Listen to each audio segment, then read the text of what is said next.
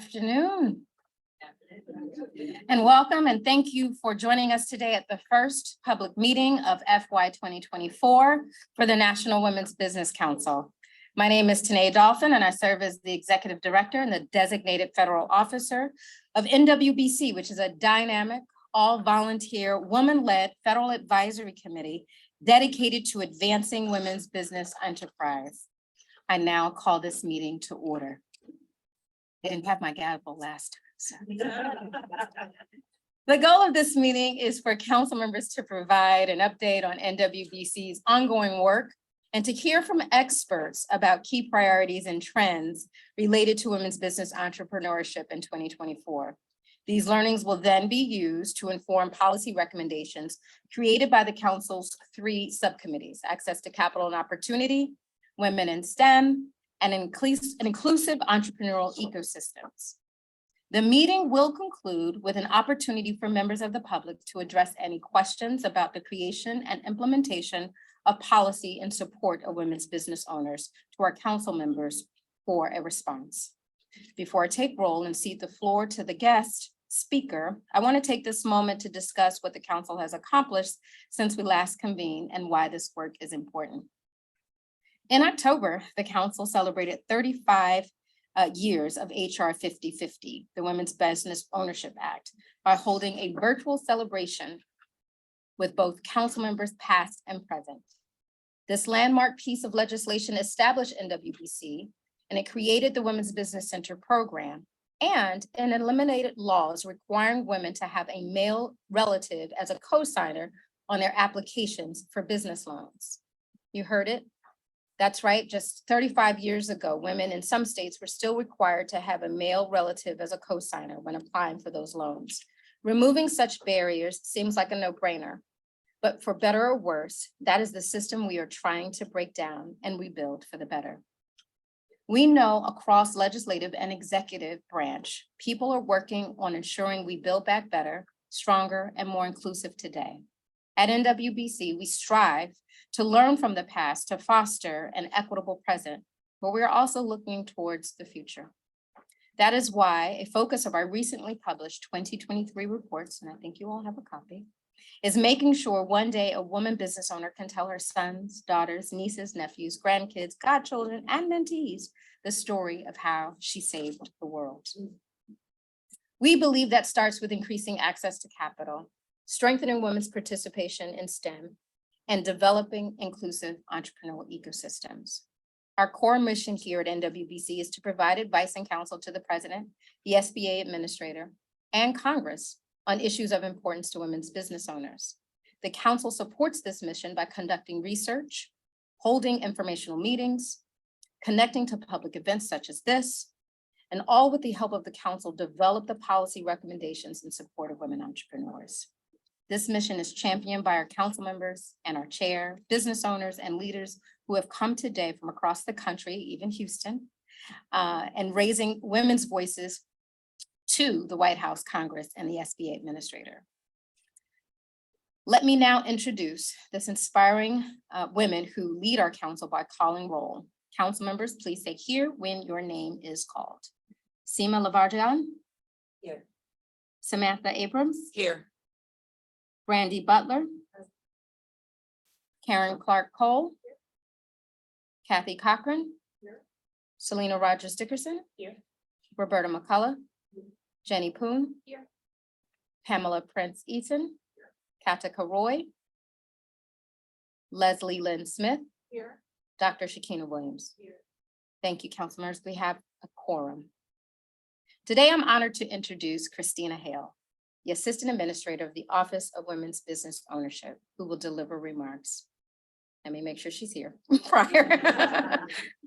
Prior to her current role leading OWBO, Christina served as Associate Administrator for the Office of Communications and Public Liaison, where she provided executive leadership and direction to OCPL's operation and nationwide programs. Christina has over 20 years of executive experience working with business leaders in government and civil society. Before joining SBA, she served as head of communications at the U.S. International Development Finance Corporation, where she oversaw the agency's strategic communications, including planning, development, and implementation.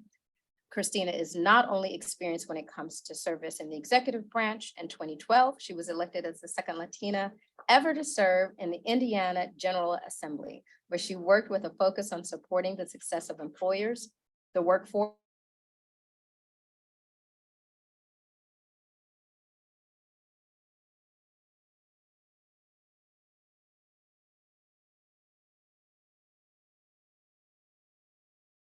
order of NWBC. I am so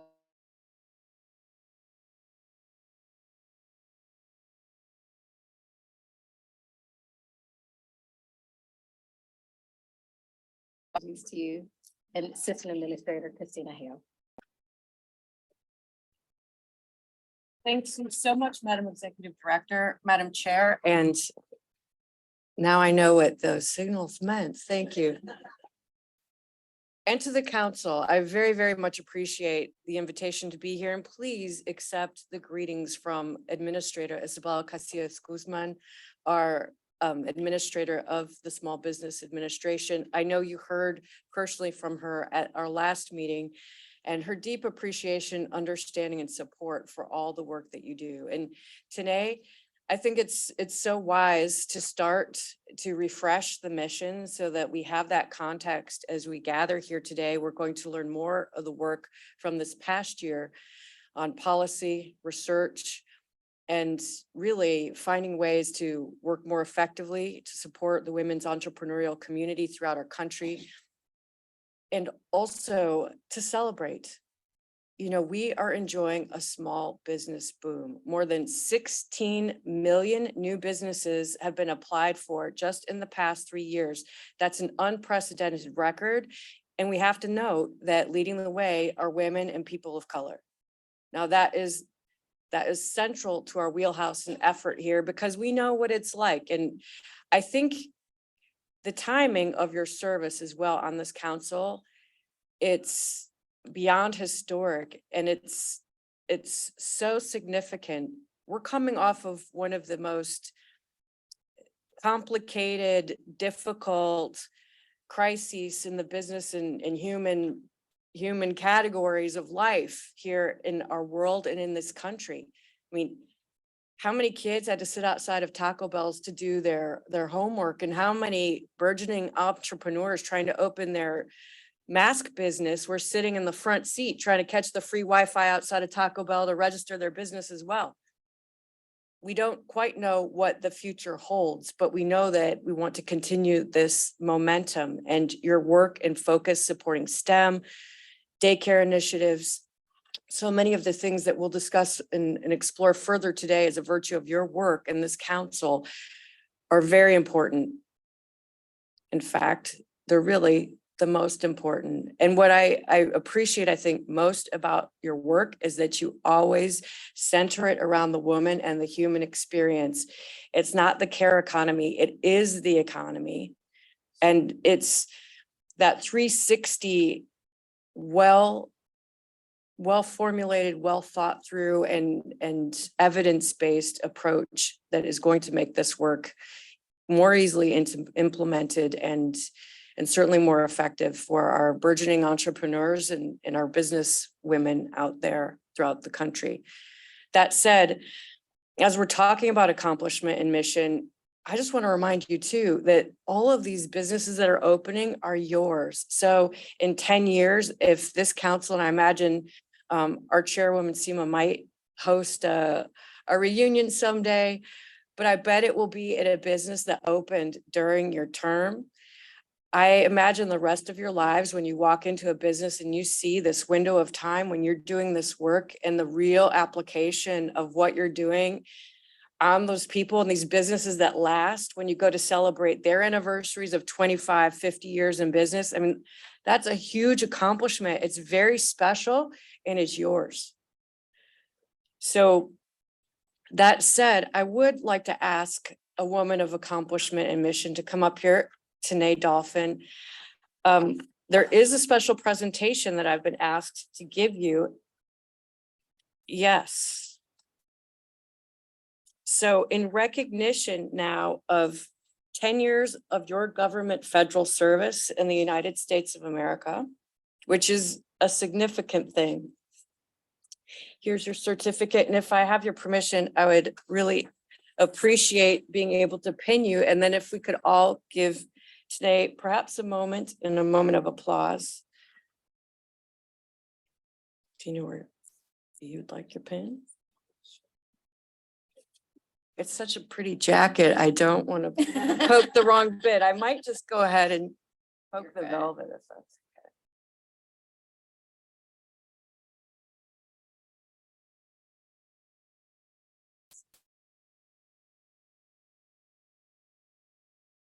okay. Thank you.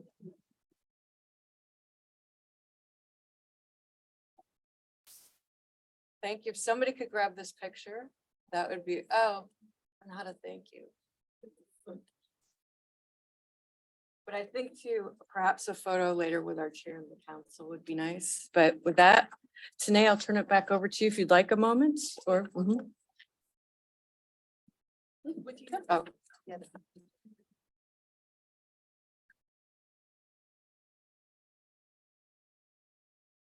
Thank you. And congratulations. Thank you. Thank you.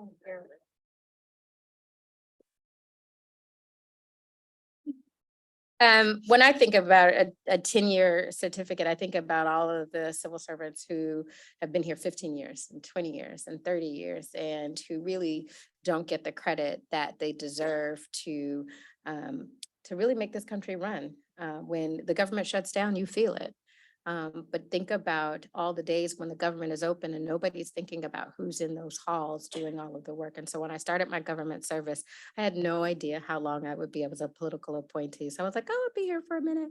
But I really found an appreciation for the folks who do this day in and day out, who really ensure that services and support and all of these programs better what we do. And this council is just the perfect marriage of that in terms of, I always say that when we're sitting in these offices, we need to be able to touch and understand the people that we are impacting, the work that we're doing and how that affects. So this council informs that work, but we are the ones who then sit in the offices 9 to 5, Monday through Friday, and sometimes Saturday and Sunday, to ensure that the policies and then the programs really do benefit our country. And so I just want to say thank you to all of those who have showed me the way. And with that, I'm going to, I think, continue this meeting. Okay. Thank you, Christina.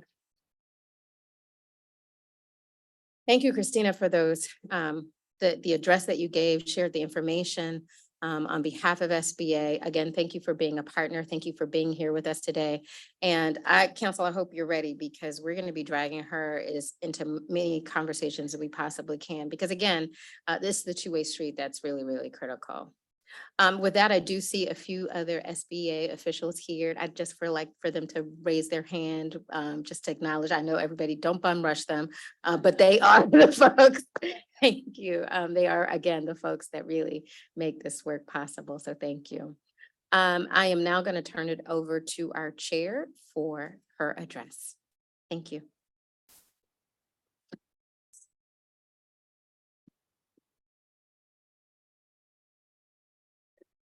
Thank you so much, Christina. These are indeed exciting times for the council.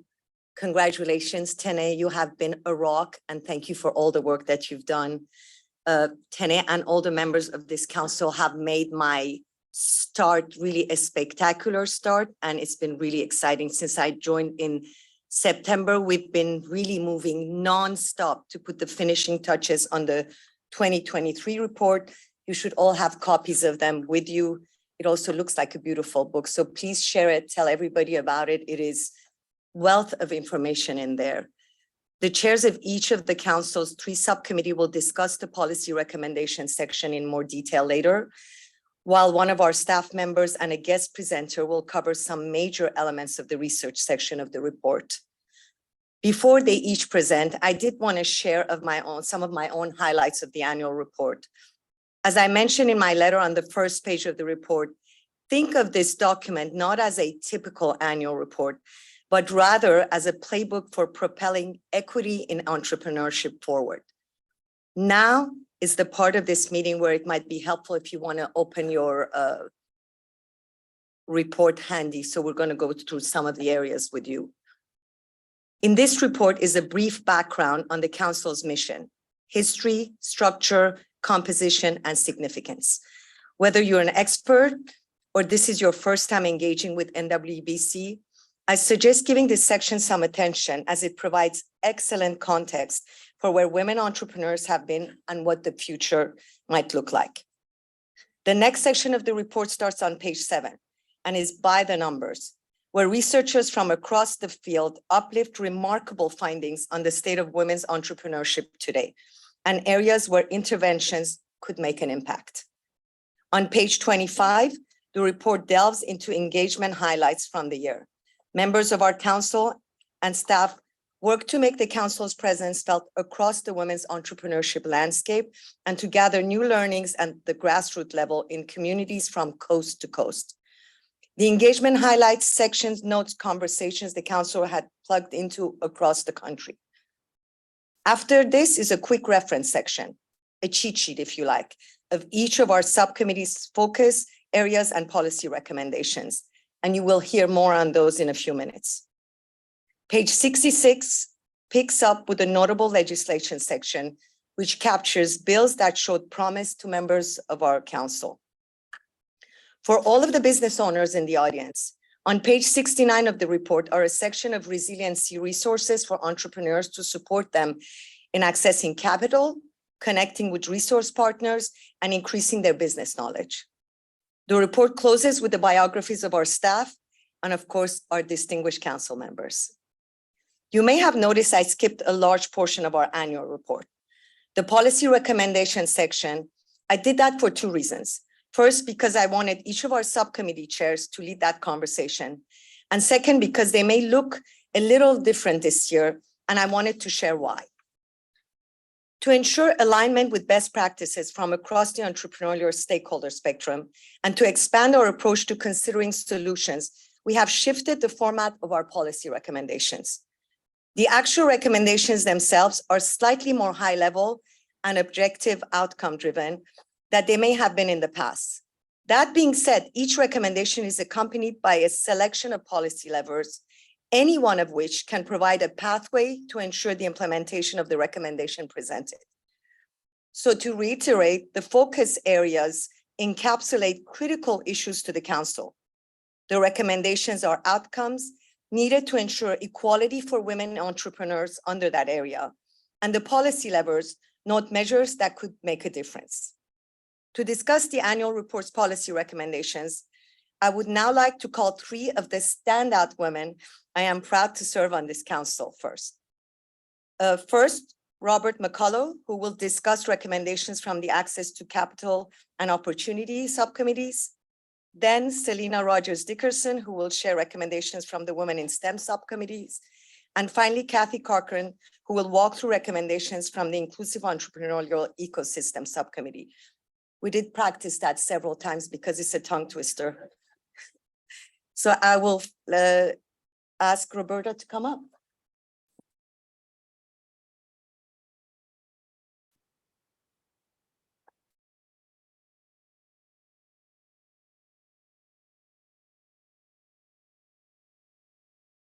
Good afternoon, or good morning. What's afternoon? Good afternoon. And thank you so much, Chair Ladjevardian. My name, again, is Roberta McCullough. And in addition to serving as the board chair of the Association of Women's Business Centers and Senior Vice President of Operations for Institute Capital, which is a certified CDFI, I have the privilege of being the chair of the Access to Capital and Opportunity Subcommittee for NWBC. To unpack some of the jargon you may be hearing today, because it's going to be a lot, Council breaks its work into 3 subcommittees, as Chair Sima just mentioned. The subcommittees convene on a regular basis to discuss significant issues in women's entrepreneurship through one of these 3 lenses. Today, I will briefly run through the focus areas and policy recommendations the subcommittee has shared in the 2023 annual report and then do a little digging into recommendations and policy levers that resonated with me, and I imagine will resonate with you as well. My counterparts from the Women in STEM and Inclusive Entrepreneurial Ecosystems Subcommittee will then do the same. The subcommittee's first focused area was dollars that go the distance, equitable access to diverse sources of business financing.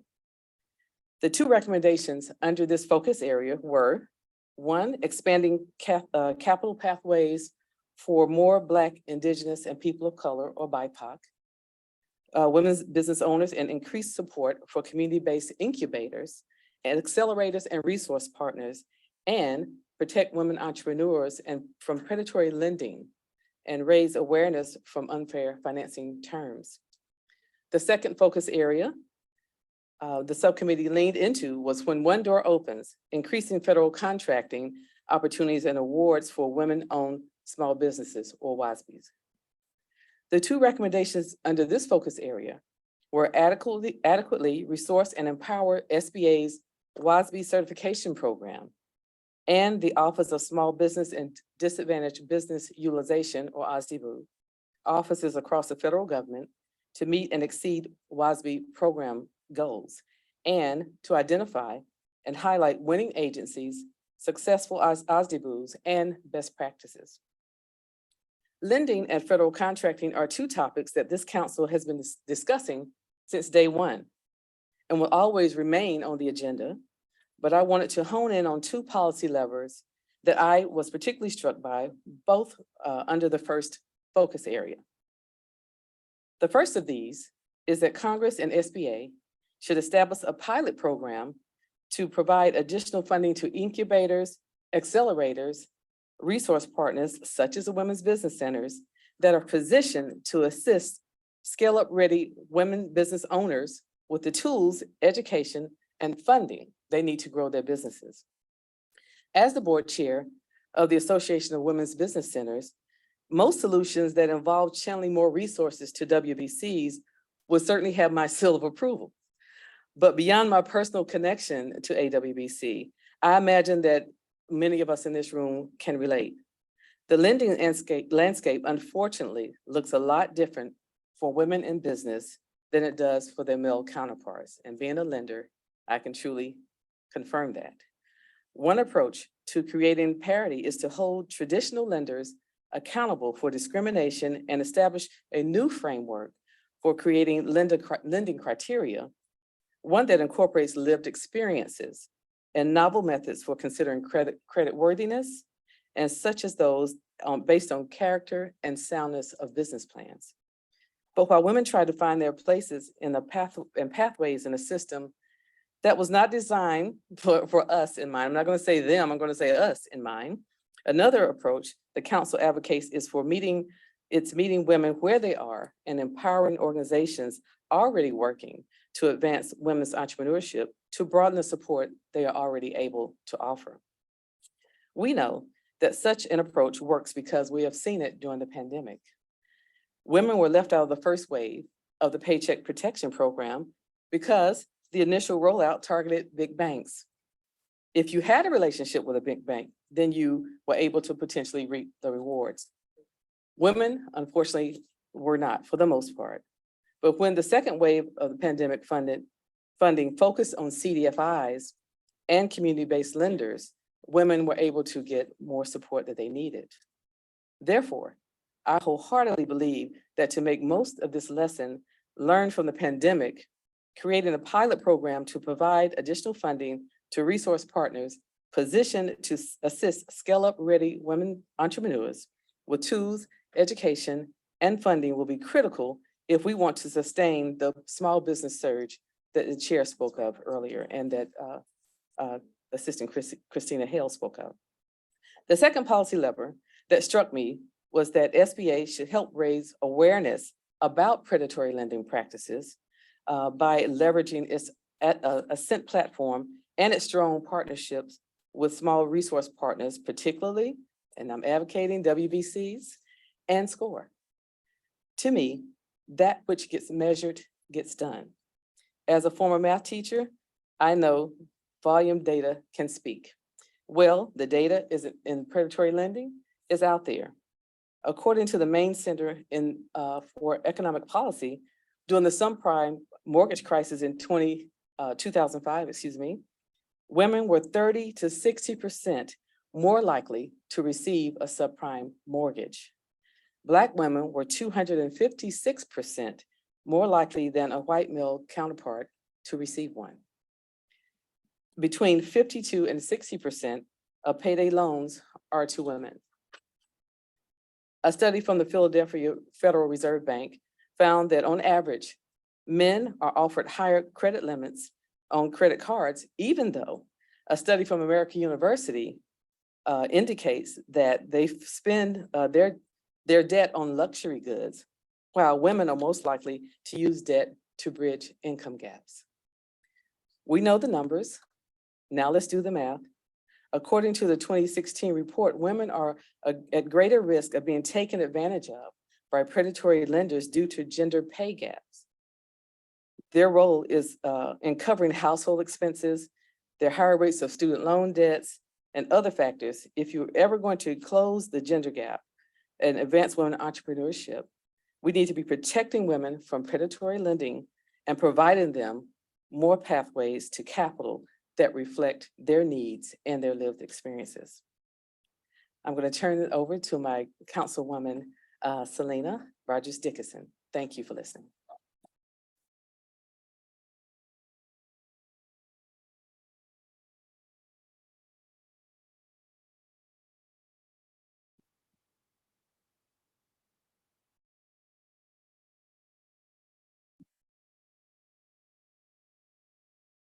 Should have brought my glasses.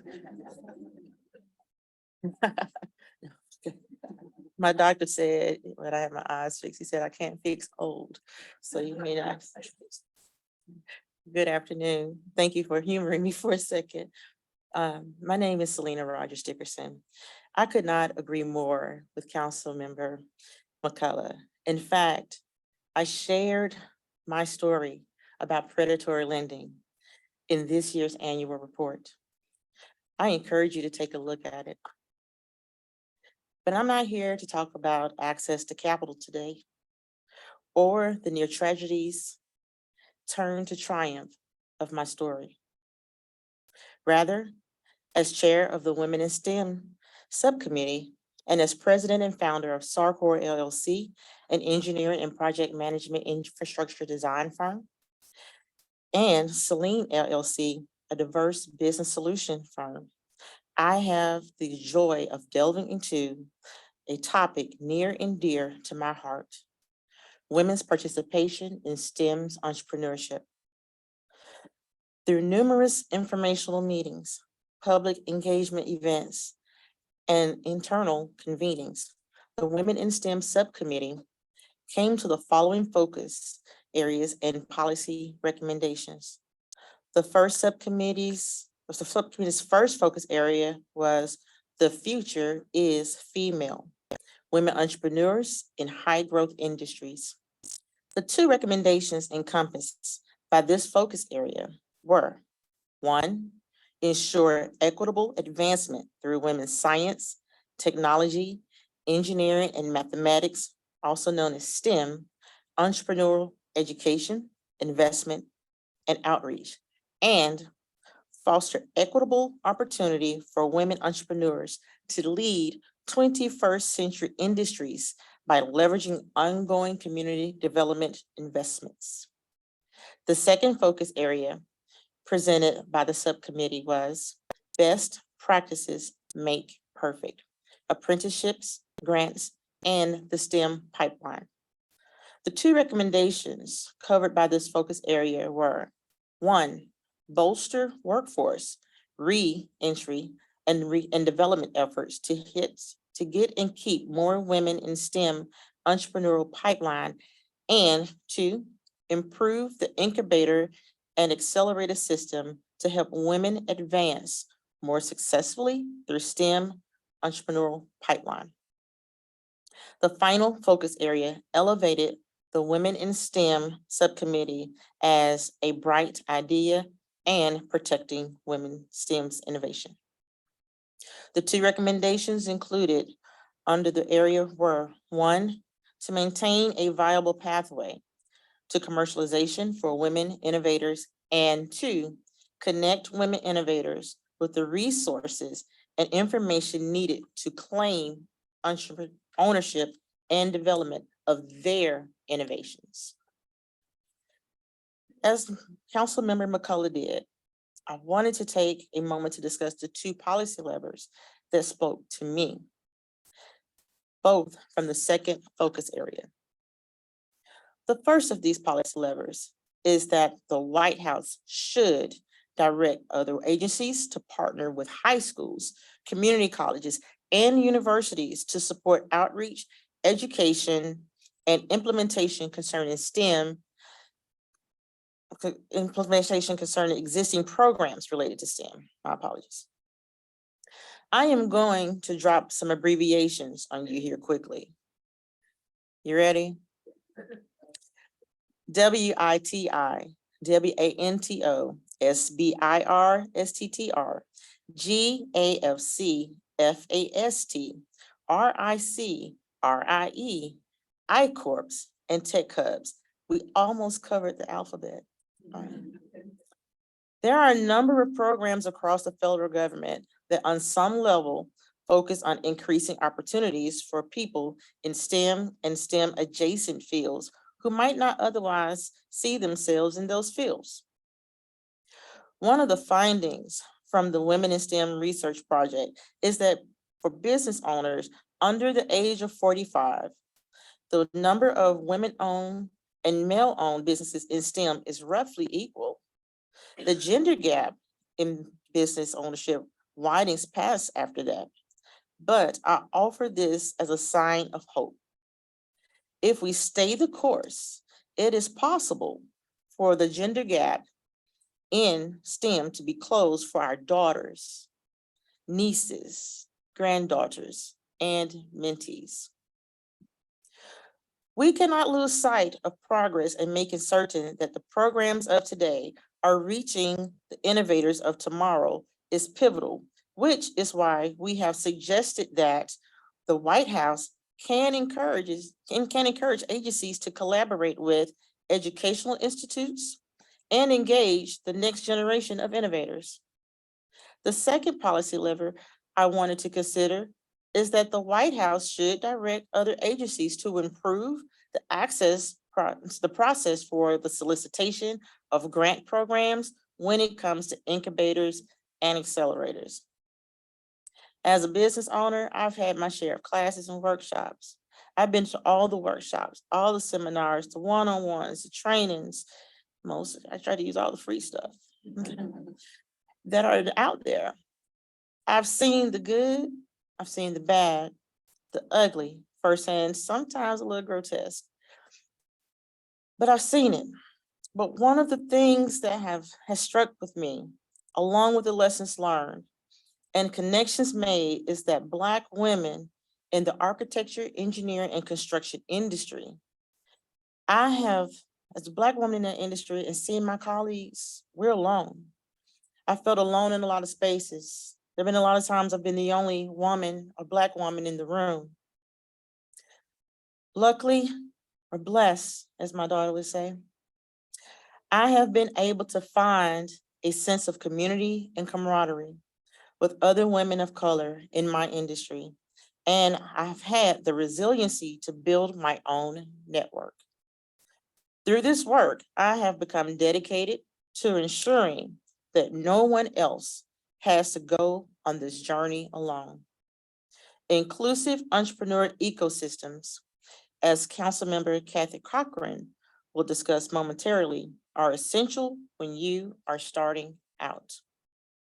So when I see a shiny new incubator in my community, but I don't see anyone that I can connect to that community, when I walk through that door, if I don't see anyone that looks like me, someone that welcomes me, I believe we should be asking, if not demanding, more.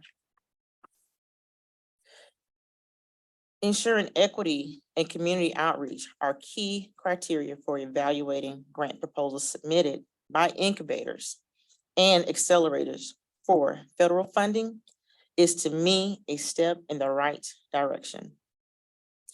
Making grant recipients put their money where their mouth is when it comes to inclusion from day one is to me an excellent way for me to see myself and my community reflected back when I see that shiny new incubator or accelerator. Thank you. Councilmember Cochran.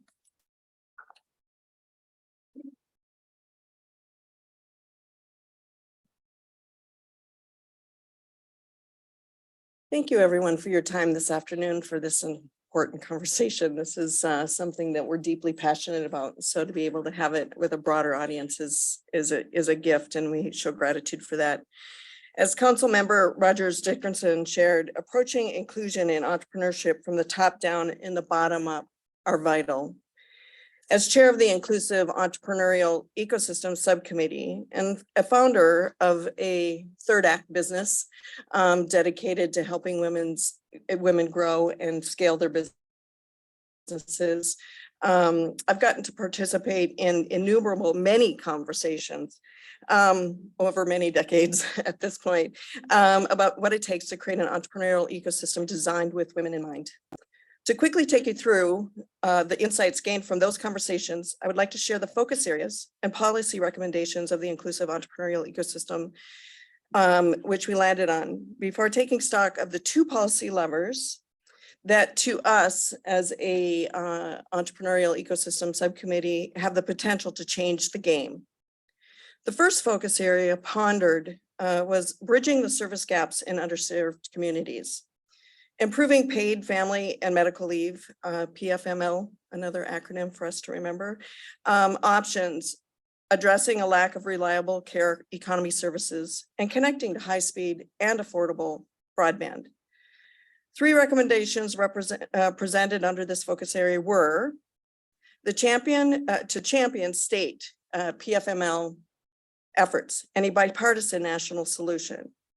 2, ensure accessible, reliable, and affordable child and long-term care services for women entrepreneurs in rural and underserved communities. And 3, to bridge the women-owned small business digital divide by improving broadband access, speed, and affordability for more underserved women entrepreneurs. The next focus area that we focused on as a subcommittee was positioning more WASBs, women-owned small businesses, to compete. Improving women entrepreneurs' financial acumen, access to back office support, and access to a skilled workforce. 2 recommendations covered under this focus area were connect women entrepreneurs to accessible wraparound services, back office resources, and affordable professional support, and provide dedicated support for women-owned small businesses and ecosystem builders offering on-site assistance to diverse women entrepreneurs. A complicated situation in our rural and underserved communities. The final focus area of the subcommittee uplifted was strengthening federal coordination efforts at the ground level, connecting tailored federal resources to local governance entities and trusted community partners. Its 2 accompanying recommendations were to reestablish and authorize the Interagency Committee of Women's Business Enterprise and enhance coordination of local, state, federal, and entrepreneurial development and funding resources. The first 2 of these policy levers that stood out to me, both from the first focus area, is that legislative bodies at the state and national levels should expand tax incentives for companies that provide unused land and property for the use of child and long-term care providers in rural and underserved communities. We have all seen empty office buildings and vacant properties in our communities post-pandemic, but we've also seen major changes in the workplace post-pandemic. I didn't practice that one. I did a lot of work on the entrepreneurial ecosystem. We can approach these changes as obstacles or opportunities, but one thing is obvious: we cannot turn back the clock. Post-pandemic, a key factor in our nation's economic recovery is and will continue to be women's participation in the workforce. In order for women to participate in the workforce, let alone start businesses, they need reliable, affordable, accessible care. That means paid family and medical leave, but for the sake of this conversation, that also means child and long care services. Women have taken advantage of workplace flexibilities afforded to them in the new economy, and while some may see the telework boom as a threat to the economy, which if we watched the news this morning, it was bright on that on the news channels, we can see a silver lining. To curb the spread of childcare deserts and to make use of unoccupied office space, the council believes there's a chance to feed two birds with one scone. That was a new one for me, but I like it, so I'm going to use it forward.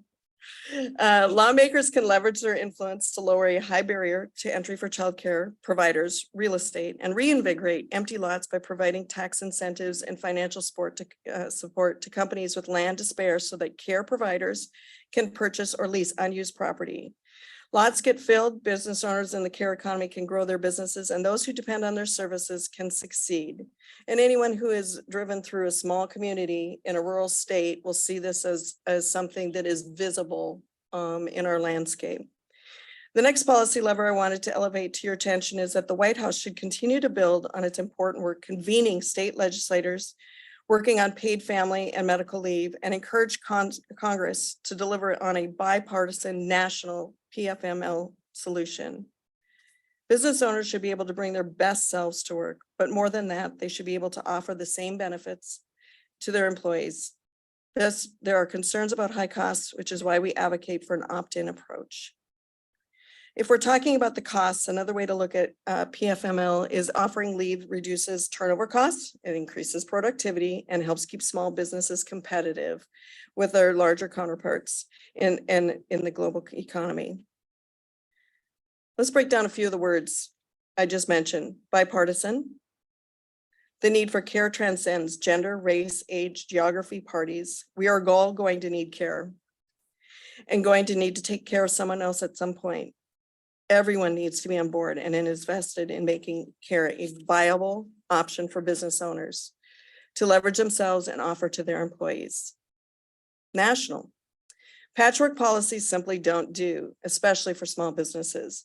In order to ensure everyone has access to care and every state can remain economically competitive, PFML needs to be an option to businesses across the country.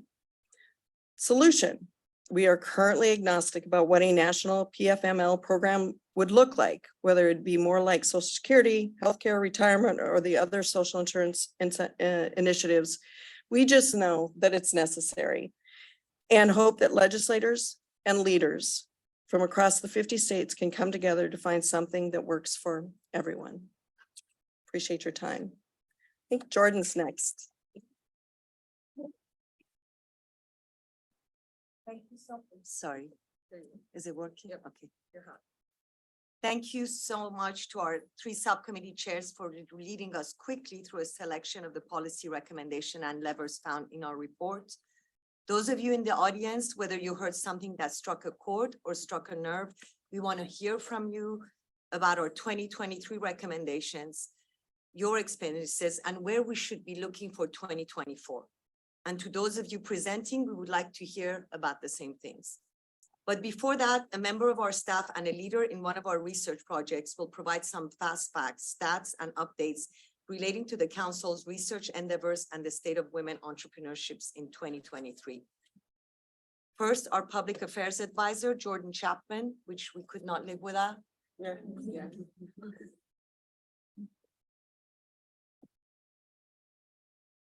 Thank you, everyone. My name is Jordan Chapman, and I'm the Public Affairs Manager for NWBC. Today, I have the fortune of talking about everyone's favorite topic, numbers. Don't worry, no calculators are required for this portion of the meeting. The By the Numbers section of the annual report that Chair Ladjevardian mentioned earlier includes 4 sections. The first 2 sections were incorporate data that we were lucky enough to have shared with us. The first being from Wells Fargo's 2024 Impact of Women-Owned Businesses report, which was produced by Venture Corps Women and the WIP Education Institute. This report goes into demographic, geographic, and economic data on how women business owners faced obstacles and took advantage of opportunities from the pre-pandemic around 2019 to today. So to keep my numbers and the amount that I have to talk about them light, I'm gonna share top three like headline takeaways from each section, but I encourage you to do your due diligence and take a deeper look at them in the by the number section of the annual report. So excuse me while I do slides and also the audio. I'm all good. I should be okay. So from the Wells Fargo report that we also highlighted in our annual report, the top three and bottom three US states when it comes to women's economic clout. Top three are New York, North Carolina, and Georgia. And the bottom three are Wyoming, Nebraska, and Kansas. The growth rate of women-owned employer and non-employer firms outpaced the growth rate of their male counterparts in recent years, with women's share of employer firms reaching 10.2% and their share of non-employer firms reaching 42.2% in 2013. One area that we found particularly interesting is that if Black and African-American women-owned businesses achieved the average revenues of their male counterparts, they would add 1.5 trillion to the economy in revenue. Likewise, for Latino women business owners, that number is 1.3. So there's a huge amount of money on the table if we achieve parity for BIPOC women business owners. And then as a part of our collaboration with the US Census Bureau, specifically their Center of Economic Studies, Dr. Aji Fatou Jain pulled together some data for us related to women's business ownership based on the age of the owner, the age of the business, citizenship status, and geographic location. More insights will be made available from this collaboration throughout the year, but until then, some significant takeaways. Women-owned non-employer firms tend to be younger than the average US firm, while employer-owned firms owned by women tend to be older than the average US firm. Non-citizen women entrepreneurs are actually overrepresented. Despite making up 8.2% of the population of US women, they make up 11.8% of women business owners. And you see that overrepresentation being the case for men too.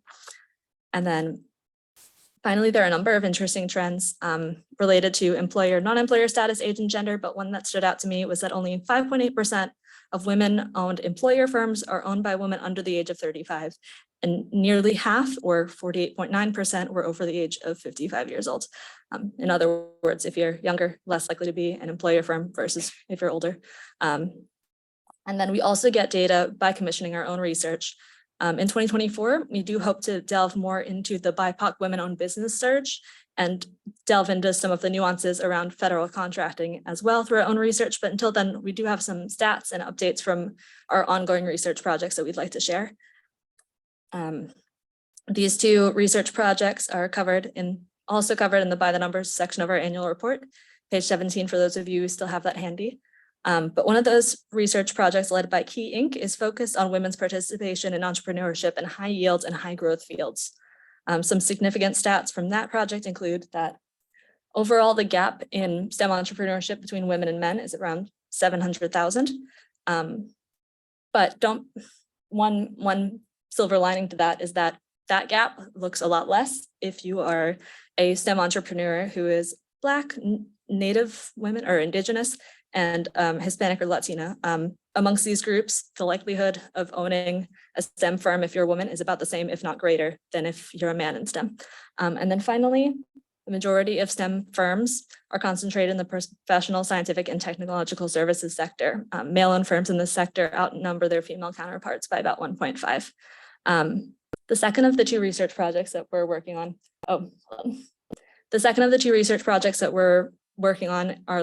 is led by dFusion Inc. and is focused on women's entrepreneurship in rural, tribal, and other historically underserved communities. To learn more about this research, check out page 22 of our annual report. But to add some pizzazz to the pie charts, I'd like to welcome Dr. Izzy Schieber from dFusion to discuss the research her team is undertaking on behalf of the council. Dr. Izzy. Thank you. I'll keep clicking. All right.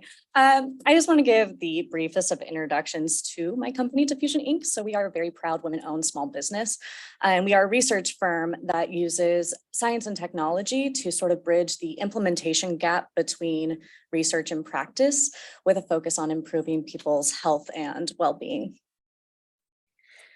So for this contract with the NWBC, we've completed a literature review of the current state of women's entrepreneurship with a focus on women in rural communities, Indigenous women, and also women of racial and ethnic minorities and in underserved urban areas.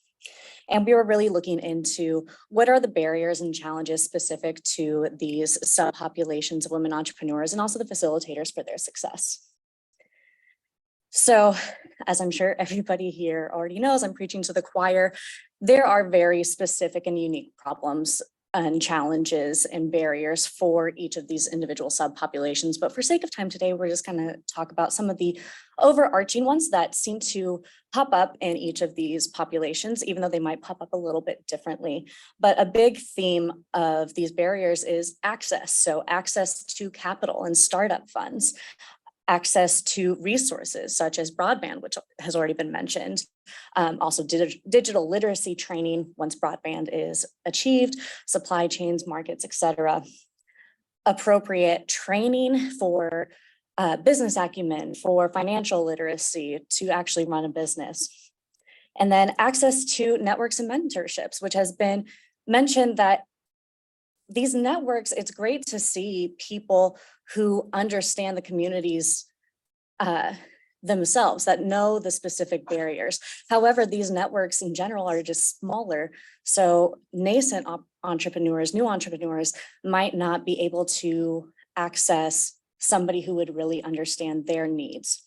And another one I want to bring up that's not about access, but it's about the definition of success. So me, I'm a researcher, I'm looking in the data. And what's the metric we often use to measure success of a business? Capital gains, economy. But when the motivations for business are largely different, and they can be in these underserved communities, those metrics, which might affect their access to further loans, to networks, et cetera, those metrics don't meet their needs because it's not meeting their goals and motivations. So I'm not saying that having these different definitions is a bad thing, but how we're using them can impose a barrier. So when we look at some facilitators to women's success, and again, these are broad overreaching ones, but they might look different in these different communities. If we look at targeted and accessible funding, there's great research coming out about microloans, about collateral-free loans that increase access to financial capital for startups, and also population-specific grants and loans. Money that's set aside for these underserved communities can increase that. Increasing that education, those networks, and those mentorship opportunities, reducing the cost. We've already mentioned, taking advantage of all those free education opportunities out there can be extremely helpful for women entrepreneurs. And finally, just women's characteristics in general. So we've already talked about resiliency a little bit today. And I want to bring up the caveat that resiliency often comes out of a place of need, unfortunately. And I don't want to say it's the impetus of women to develop that resiliency, but I also don't want to discount the accomplishments that women achieve when they build up that resiliency as well. And it's been shown in research that, growth mindsets and abilities to adapt is extremely helpful for the continuance of business. And then I finally just want to bring up again, those differing definitions of success, those different motivations for business. Women in underserved communities are more likely to engage in business ventures that are socially and culturally relevant. They're more ingrained in their communities, and that sort of support and social networks can be a great facilitator as well. So from this literature review, we did find some recommendations for things for improvement. So in practice, what can be done to help women on the ground right now? And some of that is structural changes, changing those loan structures. We have a great international example of the Grameen Bank, of those microloans, those collateral-free loans that are very successful in increasing women's business internationally. Addressing those resource barriers, increasing the infrastructure for broadband, and also digital literacy training. And then further also increasing those education networks and mentorship opportunities. And I'm never going to be the one that suggests that women should give free mentorship. We should not be doing free labor, especially people from underserved communities. However, if we were to subsidize it somehow, grants that are focused on this mentorship and training, that might be something that would reduce the cost to the consumer so that nascent entrepreneurs can take advantage of those networks. And then another big theme is participation and representation. So participatory research and program design and program evaluation, that's where you start getting into how are we going to measure success for this program that's supposed to increase women's entrepreneurship. Representation and leadership, we have a great example of the NWBC right here. It would be great to see this representation elsewhere and everywhere in Washington and at local levels to help support women's entrepreneurs. And then finally, I do want to mention promotion of these existing programs. There are great free programs out there. There are amazing networks that exist, but if the target audience doesn't know about them, they're not being utilized to their full potential. And then for researchers, and this should really say researchers and policymakers, another big thing that we could do is increase data availability with census data that allows us to look at more intersectional levels of women's entrepreneurship and success so that we can examine further these subpopulations of underserved women, and also increasing program evaluations in the first place and publishing those results so that we can know what's working, what's not, what is wanted to be done to do more. So along those lines, dFusion moving forward with the NWBC, we'll be conducting some interviews and then further survey research with rural women entrepreneurs and Indigenous women entrepreneurs to look at what is it that they want? What are they connecting with?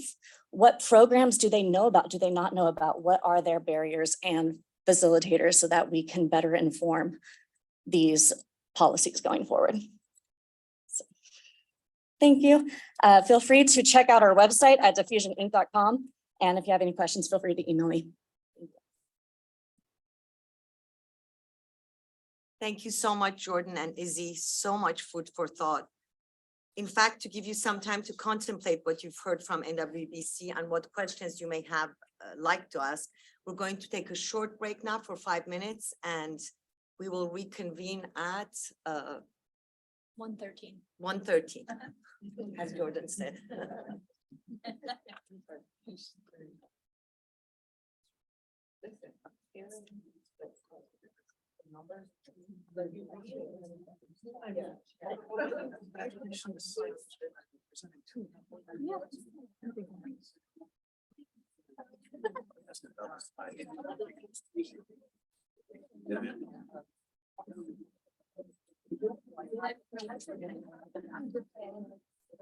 Some familiar faces. Good job.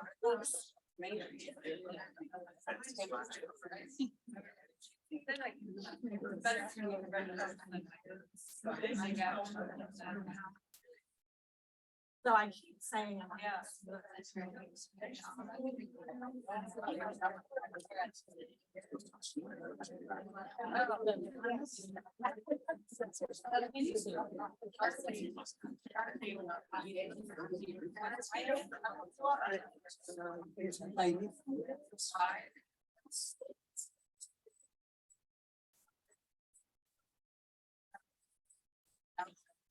Yeah.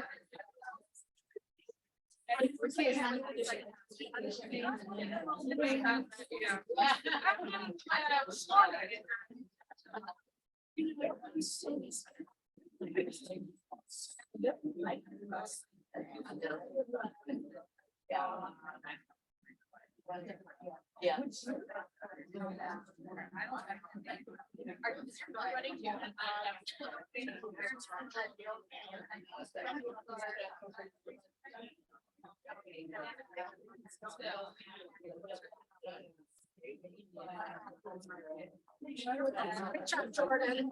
Yeah. Great job. This best meeting. It's so good. They're always good. This is like next level. Very sure.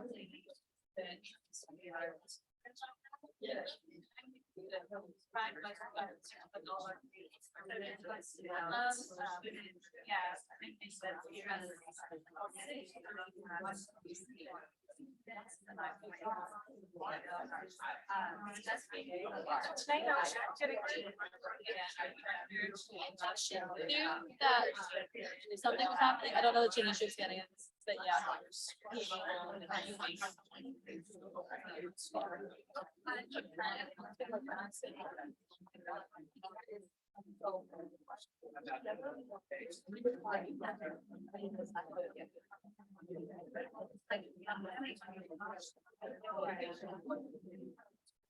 That would be great. Yeah. Yeah.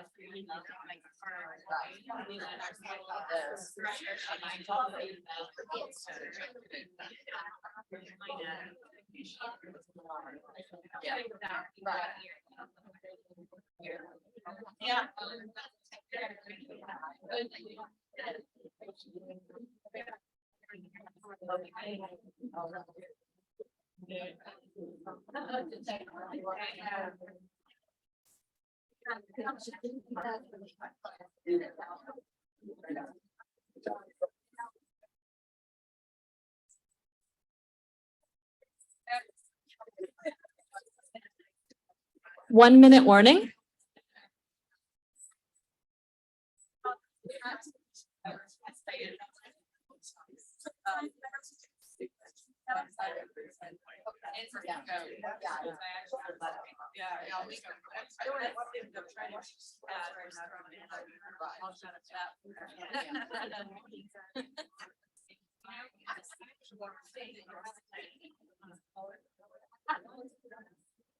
Like, nice to meet you.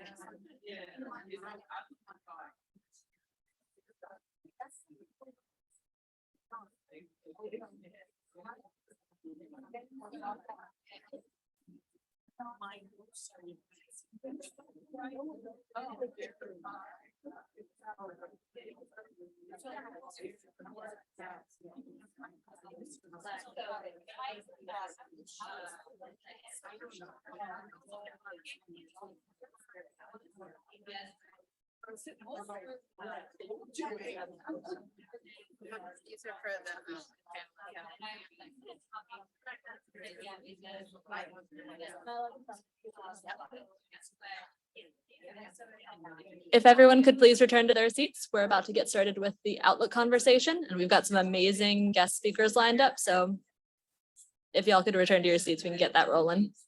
Start singing. I don't know. I think that would make people want to leave, honestly. She's gonna be managing today. Here comes Tene. She's gonna go down there. We're back on. Today's here. Good afternoon. So I know what will happen is that when the clock strikes and you have to go, I will be sad. So I wanted to make sure that I had you for as long as possible in this conversation. I started my career as a teacher. I will pull my teacher voice out at any time. And with that, I'll turn it back over to the chair. Thank you. Sorry, I was supposed to keep the clock and I was just talking too much. Just go sit down. We will now begin an engaging conversation with leaders from organizations dedicated to empowering entrepreneurs succeed. Our speakers will introduce themselves, share a peek into what their organizations do, and touch on any major policy priorities or areas of alignment in 2024.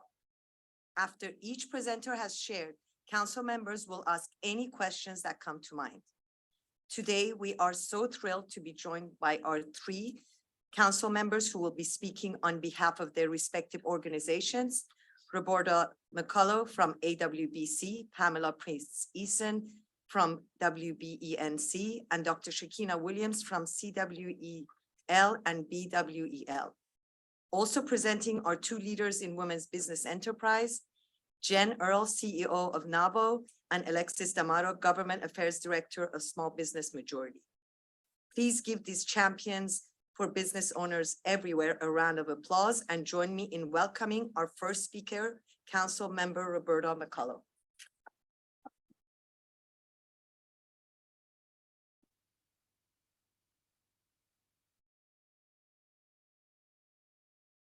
Well, hello again. Just as a reminder, I serve as the chair for the Access to Capital and Opportunity Committee for the council, and also with the Association of Women's Business Centers as a board chair. I don't have any script. We're just going to talk, right? So before I became a board chair, I was a board member, and before becoming a board member, I actually ran one of the women's business centers located at my affiliate organization, which is the National Institute of Minority and Economic Development. We're headquartered in Durham. We run 4 women's business centers, 3 in North Carolina and 1 in Virginia. So when we start to talk about those things that pertain to my particular committee around, access to capital and other recommendations, such as utilizing more of the SBA resources, such as WBCs, it's really just kind of a natural conversation for me because and then as I run our Institute Capital, which is a CDFI, just show of hands. Everybody know what a CDFI is? Because we're gonna get a quick education. All right. So you may also know that CDFIs are funded partially and are, I won't say regulated, but are monitored by the U.S. Department of Treasury, and we are partially funded by them. However, we are pretty much in the same boat as women entrepreneurs in that we have to seek financial institutions to fund us. So the Treasury does a gracious job in providing grant funding for us to relend. However, we go to banks. Banks are partners of ours that provide low-cost debt capital for us as well to relend. And the reason that they do that is because of several reasons. One, they either support and understand and appreciate CDFIs, but also no disregard to any banking partners. We love all of you that support us. However, the reason that this kind of concept began is because the banks were not reaching every sector of the population in terms of capital that they did, that they should have. So the CDFI industry was born out of that to help address the need. I'm going to get a little bit technical, but I just want y'all to understand why we as a resource and the SBA partners alone exist. So just consider, and the reason I say that CDFI is in the same boat as women entrepreneurs is because when we submit our paperwork, we may or may not get approved. It's not a given. So we have to really sell our story. We have to, and it's really like I heard someone in the industry say, and it stuck with me, that CDFIs are the under-resourced serving the under-resourced. So you imagine you have something that you need and that somebody else also needs. So we're sharing that. So it's so we're dividing the resources. So that's why, as a lender, it is my sole goal to make sure that women entrepreneurs have the capital that they need. Now, we as women entrepreneurs have work to do as well. I mean, you have to come correct, just like we have to come correct.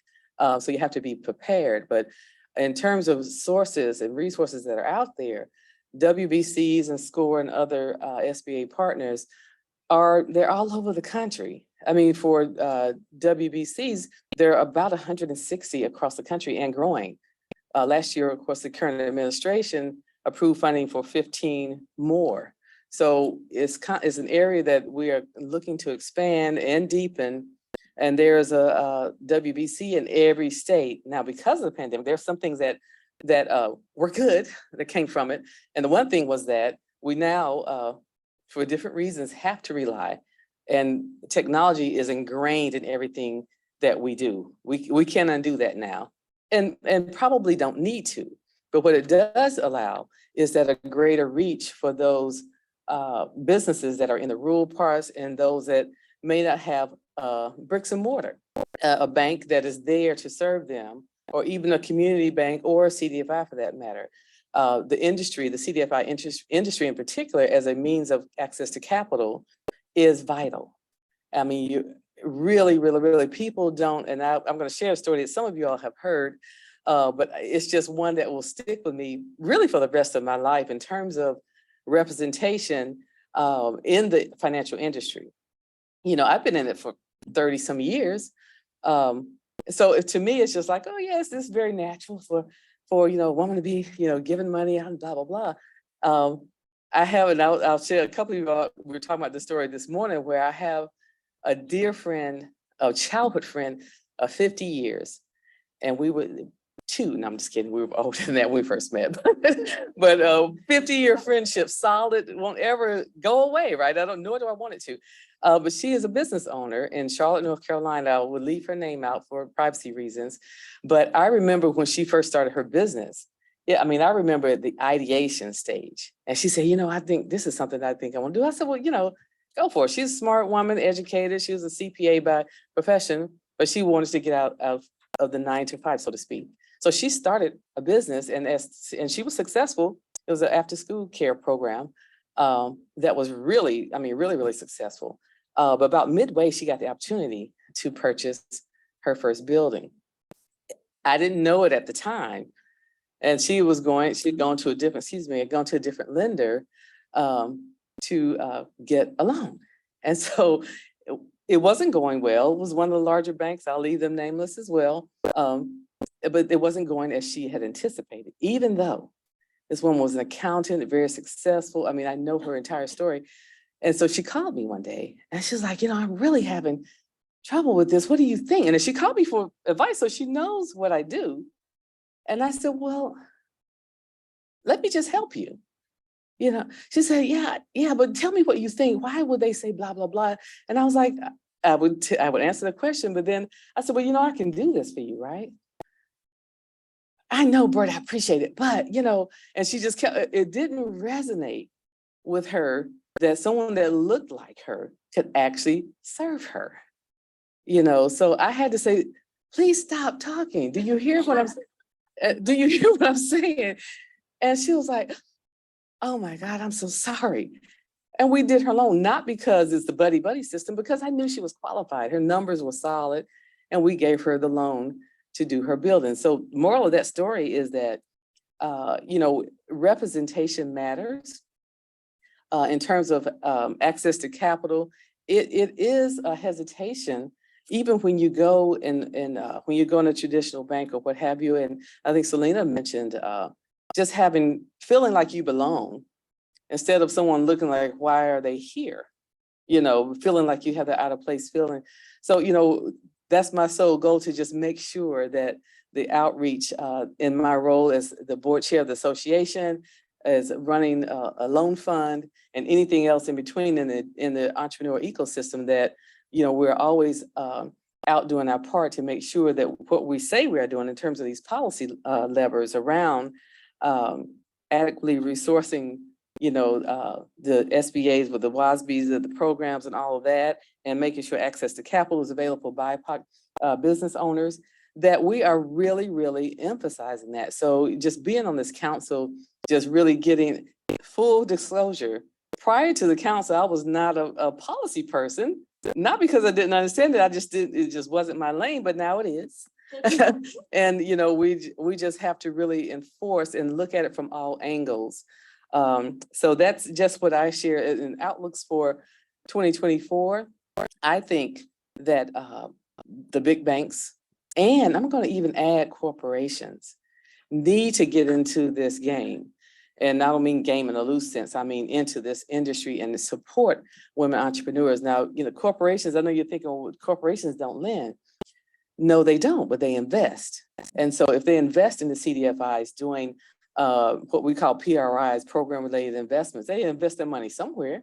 So we can give them a return, an expected return on their investments, and they can support their ESGs, you know, their environmental and social and other governance measures that they have embedded in their plans, as well as with banks, there's something called an EQ2, which is an investment into CDFIs for us to lend. So doing this, everybody wins. And so those are my thoughts in increasing our outreach and involving corporations more, because guess what? They're going to turn right around and need services of these very successful women entrepreneurs in all industries, wanting them to contract with them. But then if you're doing that, then you need to be helping us fund them as well. So that's my outlook. In part, there's more, but I know we have others behind me. And who's after me? Okay, Pamela is after me. So thank you again for listening.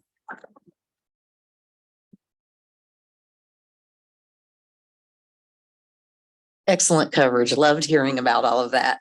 It is my honor to speak with you about the impact of women-owned businesses and the role that WBENC, which is the Women's Business Enterprise National Council, and WIP, Women Impacting Public Policy, have to play in ensuring that impact occurs in this economy. As you've heard from previous speakers, I'm not going to reiterate too many things that are repeating, but I want you to see the connections of all of these things together. And the first thing you need to know is that women-owned businesses in this economy are very impactful. There are 14 million businesses, representing 39.1% of all businesses. They employ 12 million people. There's a couple of other numbers with it. And they generate 2.7 trillion.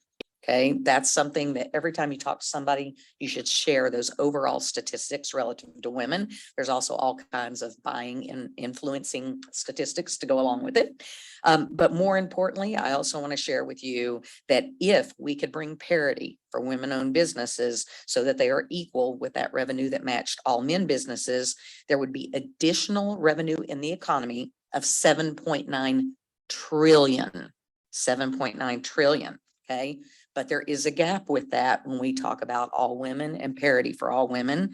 And it's my responsibility as a white woman to call it out for all my sisters who are women of color.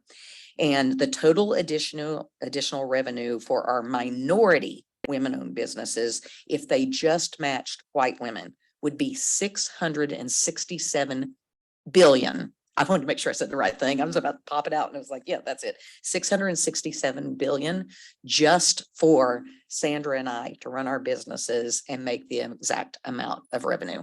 That's how important this community is. And all women-owned businesses, as I said earlier, the revenue is 2.7 billion. So we do need to look at all women. We need to look at the influence and the buying influence of all women, and we need to ensure that we're including all women, meaning all people of color, people who are differently abled, those who have served as veterans, and I could go on and on. So I am Pamela Prince-Eason. I am the president and CEO of WBENC, the Women's Business Enterprise National Council. My partner in crime at WIP, Women Impacting Public Policy, is Angela Dingle. Angela's here in the room, and I hope that you'll get to know her. I'm going to talk to you a little bit about what we both do, but if you think about it this way, on the WBENC side, we're heavily focused on certifying. So we provide a WBE certification for corporate America. We provide a WOSB certification for the Federal Small Business Administration. And so if you need to be certified, you need to be certified by us. I would also like to acknowledge that Jen Earle is in the room. Thanks. Jen is here representing NWBO. She is also a partner who does certification for women-owned small business. So I wanted to mention Jen as well. And then I also would like to say that I'd be remiss to talk about WBENC without recognizing that we get work done through our national offices, but also through 14 regional partners. And Sandra Eberhard here, if she'll wave at everyone also, will let you know that she is the owner of 2 of my women-owned businesses that really champion what we do for women in our regional partners. And so I'm proud to be here with them, as well as Jill Sasso, who's my chief operating officer. And I'd be remiss not to mention my own mother, Betty Jo Prince, who gave me the passion. And one day I'll tell you great stories about her and all that she has, I don't want to say sacrificed, but I consider sacrificed in order to make her children successful. So thank you, Mom. So quickly, let me share with you that Angela and I and the WBENC team, we all focus very much on ensuring that not only there's certification occurring, but that we're also developing women to be competitive in both the federal supply chain and corporate America's supply chain. We are also keenly interested in breaking down barriers for women-owned businesses. And the majority of what both our organizations do are to break down those barriers. I will say that WIP very much is focused on that policy side, but we collaborate very, very closely in order to focus on what we know are barriers for women. Again, I'm not going to reiterate them other than to mention some of them, but key focuses, and you can find this in all of WIP's information, as well as the focus that you'll see around WBENC and our annual report, as well as the NWBC and the NWBC annual report, and that's around access to capital. There was such great coverage by Roberta that I'm not going to go into anything more than that, other than to say that one additional piece of what was not covered in access to capital is that when a woman who is majority owned accepts money from a situation that causes her to dilute her ownership below 51%, there's a problem with that. So we need to address it. That's going to be a priority. The access to procurement opportunities, that's strong for all of us with our organizations. It's also strong within the NWBC. In particular, the focus that we're doing around WOSBs, but you also heard the great coverage around the infrastructure required to ensure that that competitiveness can occur. So again, a priority at WIP, a priority at WBENC, priority for all of us, and a priority of NWBC. Additionally, workplace development. I will say that's the one place that WBENC is less involved with what we're doing. And I love how Tene, you make that available to us with the National Women's Business Council. I never understood just how critical it was to ensure that the things that needed to be there for our mothers are actually there to ensure that happened, primarily because my mom sacrificed and I didn't see it until I was way older. But again, very important to make sure that we're ensuring that women are being classified as women-owned businesses. There's support for healthcare. There's the work being done around STEM and STEAM, and then anything around pay equity. And finally, we want to demystify the global economy. I've talked to you about statistics that impact us here in the United States, and that's a big focus that we have. But this organization also focuses on what we can do to make sure that there are resources available. As again, free resources exist to make sure that all of you can be competitive outside the US. More and more that needs to be done for you to continue to be a real player in the environment. Supply chain solutions are something we always have to make sure are available to everyone. And the regulations and the tariffs that are out there are important for us to attack. So Angela, I hope I did justice to getting all of our priorities in there. I will say at WBENC, we take each of these priorities that Angela is diligently out there working on, and through WBENC and our regional partners, we focus on things like a financial center of excellence.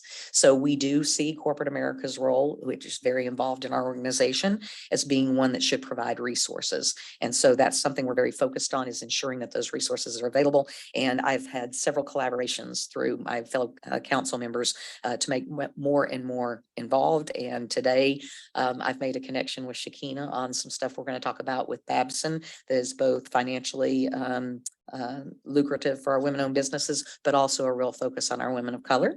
And Roberta and what she has to offer through lending is something that's very key to what we're doing in our financial center of excellence in our LIFT model, which is going to lift all women.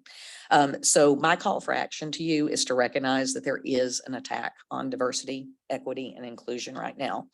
Women have the best case out there to say that we need parity for what we do. Okay, so it doesn't matter if I'm a white woman, doesn't matter if I'm a black woman, doesn't matter if I'm a Latina, and I could go on and on. Doesn't matter if I'm gay, lesbian. Okay, parity is what needs to be out there, and we need to all look at that. So during the attack, you may hear something, and there's going to be something that's going to be valid. Okay, my advice to you is understand it, and then look at how you can take the best of what the intent was, and you turn that intent into real action that can modify whatever exists to make it even more powerful. Many of the things being attacked right now haven't been touched in 20 years. So let's touch them. Let's ensure that the intent of what was there is there. We can fix anything that needs to be fixed, but let's make it better for the future. So thank you, everyone. It's my honor to talk to you. And Dr. Shakenna will come up and speak with you next. I just feel like saying amen. All right. No, I was sitting here and I was just like, wow, there's so many ways I can go. I have my notes written down because I come from a line of preachers and I can be here all day. So as mentioned, my name is Dr. Shakenna Williams. I am the Executive Director of the Frank and Eileen Center for Women's Entrepreneurial Leadership at Babson College, and also founding director of our Black Women's Entrepreneurial Leadership Program. And I think in my remarks, I'm going to kind of tell it as a story of like why Babson is important in this conversation. What is Babson? Let me start with what is a Babson? So Babson is a business school located outside of Boston in its own named town called Babson Park. And that's a story within itself. It's near Wellesley, Massachusetts. Babson has been ranked #1 in entrepreneurship for the last 30 years by the US News and World Report. The Frank and Eileen Center was recently named last year by a phenomenal entrepreneur, Audrey McLaughlin. So check out her brand. She owns a fashion brand called Frank and Eileen, named after her grandparents. The center will be celebrating our 25th anniversary next year. So it's been a long journey, you know, in a business school designed for white males back in the early 1900s. To have the first women's center focus on our women identifying students for the last almost 25 years. But how do I come into the picture? My parents were entrepreneurs. So I'm gonna try to make this story short. When I was graduating from high school, looking at colleges, my father pulled out a map and drew a circle. He said, you can't go beyond 3 hours from the house. We live in Massachusetts. I'm like, okay, all right. And then he put a star next to this college called Babson. I'm like, what the heck is a Babson? So this school was really known. My parents were entrepreneurs. My parents' colleagues were telling him, you got to send your daughter here. It's known for entrepreneurship. And I had to go there. My father said, you better get in. So this is, I'm dating, so I'm celebrating this year my 30th anniversary from Babson, college anniversary from Babson, and it's definitely changed my life. And it's definitely a place I did not want to go to as a young person, but definitely saw the value of really understanding entrepreneurship and business. But returning after I received my doctorate has definitely been not in my foresight of careers, but a career in higher education is definitely different and really rewarding. And also now to be the third executive director of the Women's Center, just definitely more work to be done. And I'm really honored to be part of this advisory board. And thank you, Tene, for all of your support. So how does Babson all fit in the Center for Women's Entrepreneurial Leadership? I'm going to focus on 2 alignments with their policy. One, the inclusive entrepreneurial ecosystem. We have to say entrepreneurship a lot at Babson, so it rolls off my tongue. One of the things I want to focus on, one of our pillars in the center is our research, our thought leadership. We are honored to be the home of the Diana International Project, which in this institute, we spend a lot of time, we invest a lot of our resources to support women's entrepreneurship around the world. And the work that we're doing with the Diana International Research provides resources, knowledge sharing, platform opportunities, and also actionable insights to really help advance policy, and then also organizations that we work with as well. One of the things I want to highlight, one of our fellows, Dr. Amanda Elam, just authored within the Women's Report of the Global Entrepreneur Monitor, some really key insights. So please check out that report as well. In this report, as part of the world's leading research on entrepreneurship, we really dig deep in the experiences of women on a global level, providing valuable insights for more informed decisions. So research is really important. And in my short career being executive director for researchers, it's really hard to defend why we should spend more money in research. And it's really key of everything that we do in the center and as we're providing additional education for entrepreneurs. Also, our Diana International Research, a shameless plug, this year we are going to be hosting our annual research conference in Sweden. Every 3 years is be hosted on our main campus in Babson. But the reason why it moves around, we definitely want to go back, tying back into inclusive ecosystems to different communities to really hear from their entrepreneurs. So it's really exciting to travel to Sweden, be my first time. So check us out if you are interested. Please join us in Sweden in June. The second alignment that Babson Center for Women's Entrepreneurial Leadership is tied to NWBC is access to capital. And when I talk about capital a lot with entrepreneurs and also funders, one of the things we always think about is money, but it's also resources. So how we tie this in, we have two signature accelerator programs. One is called WIN Lab, is our Women Innovating Now, and then also our Black Women's Entrepreneurial Leadership Program, where we provide support and resources to women entrepreneurs through education, mentorship, and networks. And again, really helping them connect the dots of what's missing to help them grow and scale their business. One of the things I want to highlight through our Black Women's Entrepreneurial Leadership in this past cohort, we have had conversations with Black women entrepreneurs from across the country. One of the things we are pushing a lot is get certified, but many of these entrepreneurs didn't know how to now utilize their certification and have procurement opportunities. So we spent 12 weeks working with a small group of women entrepreneurs from across the country, talking about how do you leverage these resources that they have, and then also working directly with procurement officers from the industry. And we definitely saw a move in real time of how they were able to use their capability statements to gain contracts. Our success in this milestone also up-leveled our work as far as working with underserved populations, and then also connecting industry to higher education. One of the things, our key factors that we do, and many times we're talking to our funders, they want large numbers when it comes down to our work. And I always say to them, because I have a fresh mouth, are you looking for impact as far as numbers? To me, that means attendance. Impact for us, for me and Babson, is really an opportunity to have high touch learning, to provide and really listen to this entrepreneur and connect them with the resources that we have. So just a little feedback from me: when you're building these accelerators and programs, really think about your intentions. And then also the foundation of our program is based on Babson's Entrepreneur Thought and Action. That's our secret sauce. That's our methodology that we truly believe using this methodology, not only in entrepreneurship, but also in decision-making. We leverage this methodology in our curriculum and also in our practices day to day. So I want to close with sharing my call to action to the members and audience is act as a resource to women entrepreneurs, not only educating, but also supporting their businesses. Also support academic research. There's a huge gap in academic research where the protagonist is women entrepreneurs. And we're doing just that. As we go forward, we're going to continue to write case studies that we can use in the classroom and also within accelerators.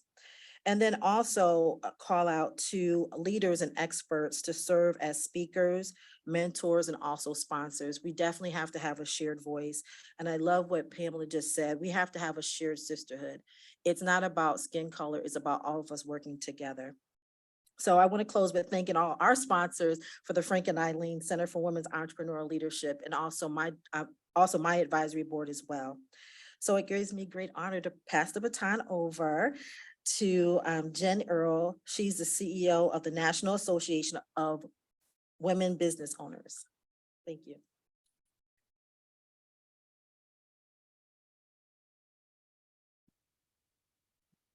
Hi, everybody. Thank you so much. I'm super inspired to be in this room today. The thought and the work and everything that you guys are all doing is just really, it's beyond words, and it's really amazing because what we all do together is going to make the world better. And that's a really, really important thing. And it's up to us to do that. So I serve as the CEO of the National Association of Women Business Owners. It's been the greatest honor of my lifetime, honestly, to be able to serve in this capacity. NAWBO was born in 1975 when women weren't allowed to join a chamber of commerce or a Rotary Club, or they could join if they were an honorary wife. So the organization came together to really propel and to put on the map women business owners, to say, hey, look, this is not just a woman making a candle or a cookie or whatever. Like, these are really sustainable businesses that are really making big impact in our economy, and they weren't being recognized. And so the organization really grew like wildfire across the country, and even in touching in different parts of the world now. And it's just an amazing thing to see what happens when a power of women come together to really make important change. And NAWBO over the years then came together also to work with the HR 50/50, which is how the National Women's Business Council was created and really formed as an advocacy association and continued to push that needle. So we're really, really proud of the work that the council continues to do and our opportunity to work with the council and our other associations to make things better. Our top 4 policy areas are addressing the needs of micro business owners and encouraging emerging entrepreneurs. And what we noticed specifically during COVID was that small business is categorized as any business under 500 employees. Most of our businesses are a lot smaller than that. And it's really hard when you're passing legislation for 500 employees or less to make sure that you're paying attention to what the micro business is. And so we are spending a lot of time really working through what does this look like? What is this definition? And how can we make sure that we're getting the right resources down to the micro businesses that are really the majority of the business owners that are plowing through and making ends meet. The other is accessing capital through increased financial literacy, education, and digital tools. Although access to capital was one of our founding, we know it's the big topic for all of us here, access to capital. But the other thing we noticed was that our business owners were leveraging their personal assets and they weren't utilizing and they weren't ready. They didn't have a banker. They didn't have what they needed to actually be set to scale. And so that's another big priority for us, making sure that we have the right educational tools. Understanding the unique workforce needs, it's come up a lot here today.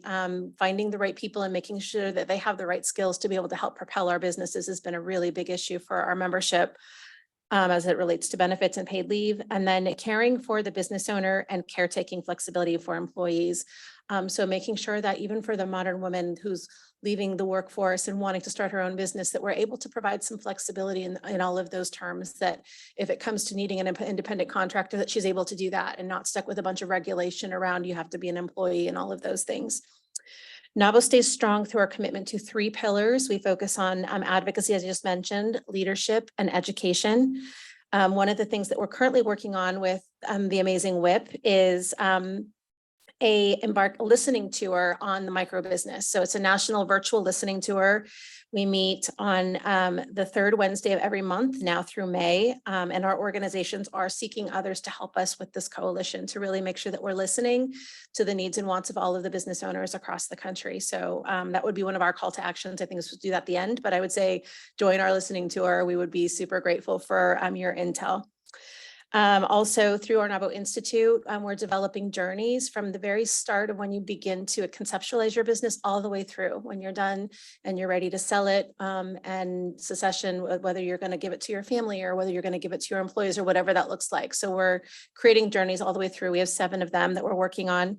And then leadership, we're continuously educating our leaders. We have 50 chapters across the country and a virtual chapter, giving the opportunity for women business owners to serve on a local board, giving them the opportunity to have a voice with their local legislators.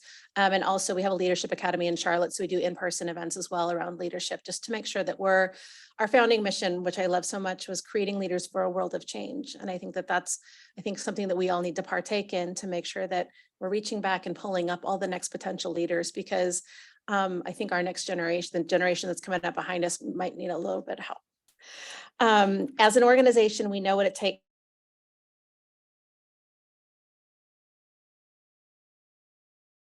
NWBC, there's a lot of things that we're working on that are very, very similar. The access to capital, as I mentioned before. When women do well, economies do well. That's just the bottom line. We are the ones that are spending all the money and, grocery shopping and all of the needs for our businesses and for our home, making decisions on caretaking for our parents, figuring out childcare for our kids. So we need to make sure that all women have that we've talked about parity a number of times, that everybody has the equal access to resources, to capital, all of those things, so we can make sure that we're creating that sustainable economies.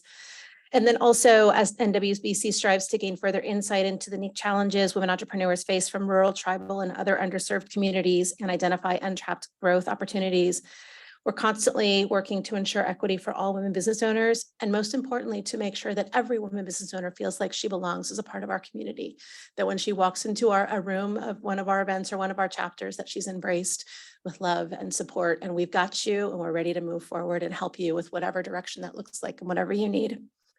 I think one of the things that we've been seeing that's a concern is just the overwhelm and exhaustion that I think our business owners are facing, as well as our children, and the exhaustion, anxiety and depression and things like that that's coming up behind us, and trying to figure out how do we do all of those things and then make sure that we're keeping our kids safe and that we're preparing the right environment for them to thrive in. And so I think that that's something that it's always at the top of mind for us.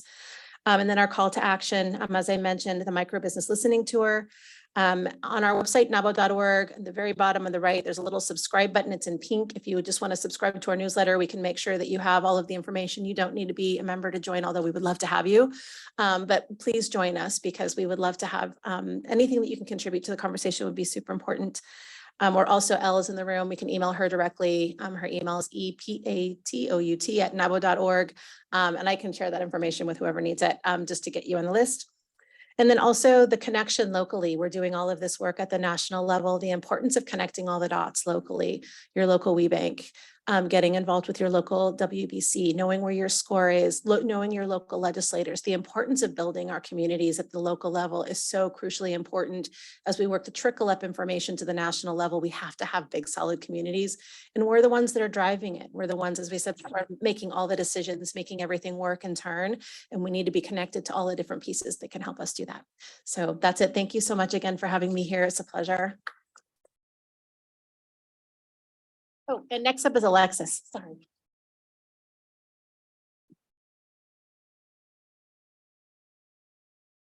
Hi, everyone. Good afternoon. Thank you so much for the invitation to come speak before this distinguished panel of women leaders and all the wonderful women in the audience as well.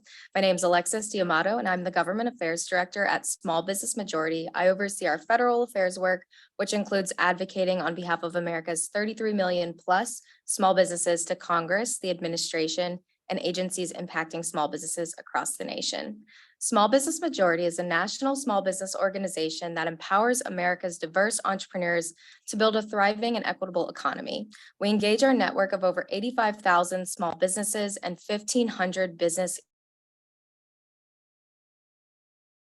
and community organizations, resources to entrepreneurs, and advocate for public policy solutions that promote their growth. As we know, many of you have given many impressive stats about women-owned businesses, so I need not repeat them here, but we know that women have absolutely been powering our economy in the last few years. However, we know that challenges remain for women entrepreneurs and small business owners looking ahead. And just to give you all a little bit of context of who we represent, about 2/3 of our membership is women and 2/3 are minorities. So some of the challenges that we're facing for women entrepreneurs that we're seeing include access to capital, access to government contracting. Many of that has been discussed here already. So I'm so glad to hear so many of you are working on this. But of course, there are other challenges that have just become exacerbated since the pandemic. And those are, of course, finding childcare options and then paid family and medical leave. But looking ahead, we are excited to announce our 2024 policy agenda, which focuses on 3 key themes, many of which are in very well alignment with the Women's Business Council and the work you all are doing, including increasing equitable access to capital and opportunities for entrepreneurs. We do that by advocating for bolstered SBA programs, commerce programs, treasury programs, and advocating for more resources to reach entrepreneurs. We're also advocating for safe lending options and lending transparency laws. Second, we're focused on expanding a Main Street friendly workforce with small businesses at the center to help them create those quality jobs. By that, we mean ensuring that policymakers help businesses offer critical benefits like paid leave, retirement, and lowering healthcare costs for entrepreneurs. We're also focused on bolstering the workforce through fostering reentry policy and immigration reform to help our small businesses take down those help wanted signs. Lastly, we're focused on fostering a level playing field for American small businesses. We do that by advocating for legislation to increase competition and reduce harmful monopolization or mergers. We're also advocating for tax reform to help small businesses that truly are those micro businesses that we've discussed today access tax benefits to continue to grow. As it relates to women entrepreneurship in particular, we're working on promoting policies that protect and expand access to reproductive health and family care, promoting responsible lending practices, and fighting for programs that foster women's business ownership, like the WBCs, the SBDCs, SCORE, and other programs here today. One program that I'm really excited to share a little bit about with you all is another acronym, SSBCI implementation. So Small Business Majority is currently working with a handful of stakeholders to make sure that SSBCI funding, the expanded funding that came from the American Rescue Plan Act, actually goes to women and underserved entrepreneurs. We plan to do this in 3 ways. By 1, working with the states to make sure that they're making good decisions and allocating SSBCI dollars to lenders with the most impact. Second is working with CDC CFIs and lenders to hear their feedback of the program's reach and to encourage more lenders to enter the program. And last, we're encouraging marketing and outreach, right? We want to help those lenders actually reach the small businesses in which they're trying to serve so that these dollars can maximize their impact. Couple more examples of ways we are continuing to advocate for women entrepreneurship as we're working to provide businesses with equitable access to diverse sources of capital. We're also working to advance what we call the Borrower's Bill of Rights through the Responsible Business Lending Coalition that we are in. And that is just making sure that women have all the information that they need before accessing capital. This applies to everyone as well. Lastly, we're working with Congress to improve and expand SBA programs that stand up women's entrepreneurship through congressional reauthorizations. Our friends at AWBC know a little bit about that. On some issues that we could use your help with include childcare and paid leave. And I wanted to reiterate those two because those continue to come up in conversations that we're having with our business network. On childcare, we're working to understand the barriers or the impediments that lack of access to childcare places on our entrepreneurs, especially those that are women. We're working on a new childcare survey that'll go out later this month to better understand the barriers businesses and their employees face. This is something we're really excited about, considering that prior research found that 1 in 3 small employers that we surveyed reported that their employees or their family and childcare issues have affected their job performance or productivity. And we're also advocating for increased funding for childcare options and the infrastructure to meet the current demand. On paid leave, some of you all may be aware, but there's a newly formed Congressional Paid Leave Working Group, and they've put out a request for information. They want to hear from you all on what they need to do to be informing policies that Congress should enact to expand access to critical benefits that help these firms offer quality jobs. We'll be responding and we encourage you to do the same. There's still time. It's not due until January 31st.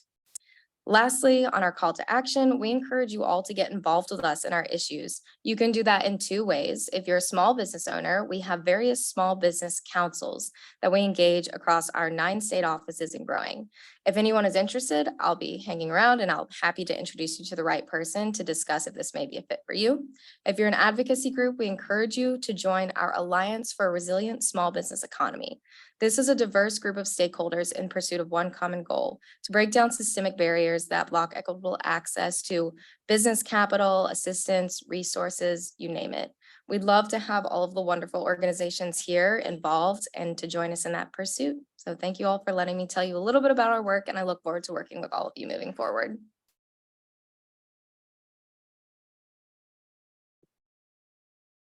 Thank you, our incredible speakers. A lot of information, a lot of insightful information. I know we all have a lot of questions, so we're now going to open the floor for council members to ask questions to our speakers. I'll jump in unless my colleagues. All right, let's keep it moving. Thank you all for joining us. I know this is a lot of information. Hello to those of you viewing us online as well. Please connect with the council. We literally cannot do this work without you informing. And these policy recommendations are real and robust. And we are actively thinking, we started thinking about this since last year. What does the next HR 50/50 look like? So we encourage you to challenge us and put forth recommendations as we kind of think and design for our next set of policy recommendations. Roberta, your story just really stuck out with me. And I know, you know, in part of your remarks, it's you highlighted the fact that, yes, this is a friend who was also equally qualified, but nonetheless, it's access, right?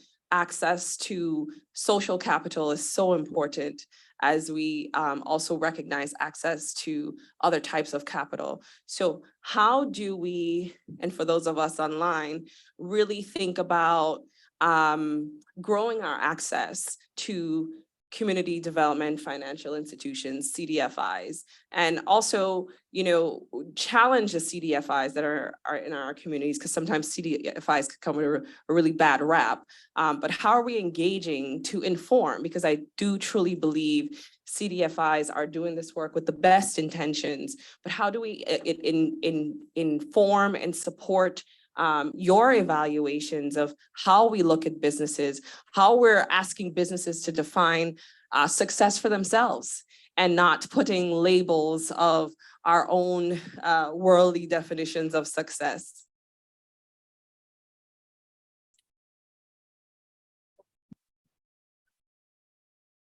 I'm a little bit far, we'll see. Come on over. Oh, thank you. I was like, okay, excuse me. Just to kind of dive in a little bit more, maybe go a couple layers deep with CDFIs.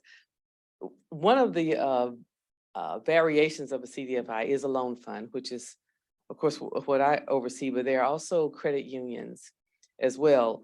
But I implore you to really reach out to your CDFIs. Right now, we are going through this year what's called a recertification. And the reason that the Treasury is doing this is that this is the first time in years, really, that a recertification is in place. But the reason that they are doing that is because as the CDFI industry is growing, it's been around for 3 decades. It kind of became, it was a period of time, in my opinion, that it became kind of trendy. Like, oh, you know, we can be a CDFI, but not really being honestly serious about the mission of it. And so there's a kind of a litmus test that all the CDFIs out there will need to go through.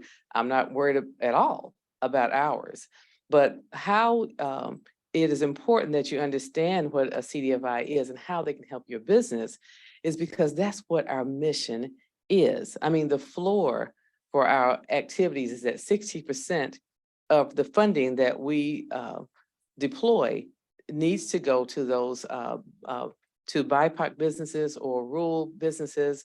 And I mean, which is pretty much, if I can represent everybody who's a business owner in this room.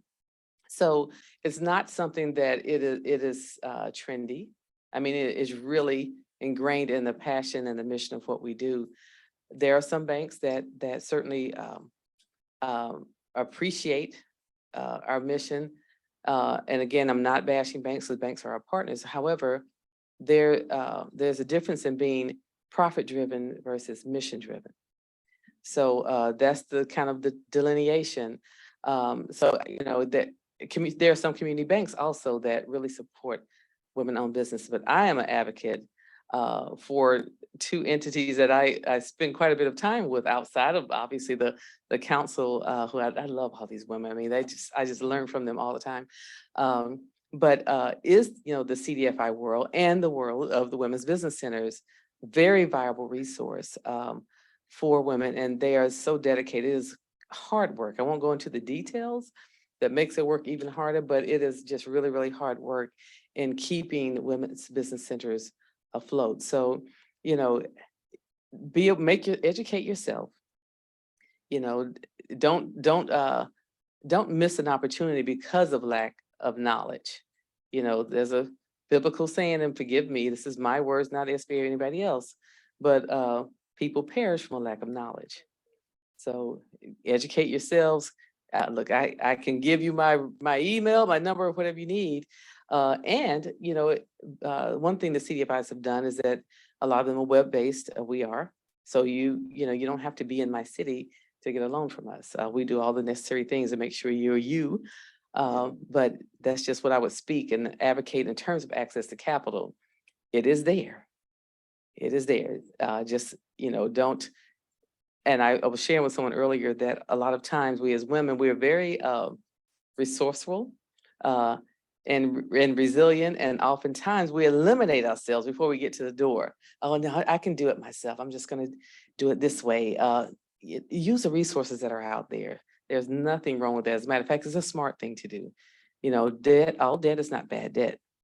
So that's what I'll speak to for now. Thank you. From what Tene is telling me, we are out of time. Yeah, we were doing sign language.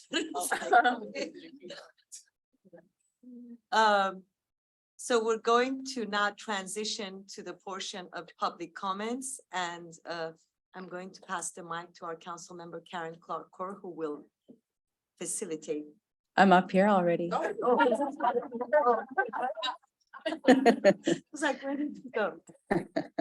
All right, thank you. Thank you to our guest speakers out there and behind there, Alex.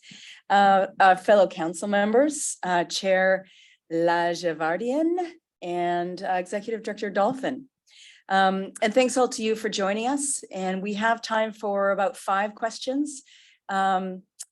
Shaka has the mic over there and oh, no, we've moved over there. Yeah, pop your hand up. And if you wouldn't mind using the mic so our folks who are on Zoom can hear your question, that would be great. Sure. And then our council members will look around and decide who's going to grab it. Hello. Thank you. Hey, everyone. I'm Kaylin Romaine. I'm actually based out of Atlanta. I'm a WBE and a WOWSB. So hearing all of these acronyms, I'm like, oh, I know these people.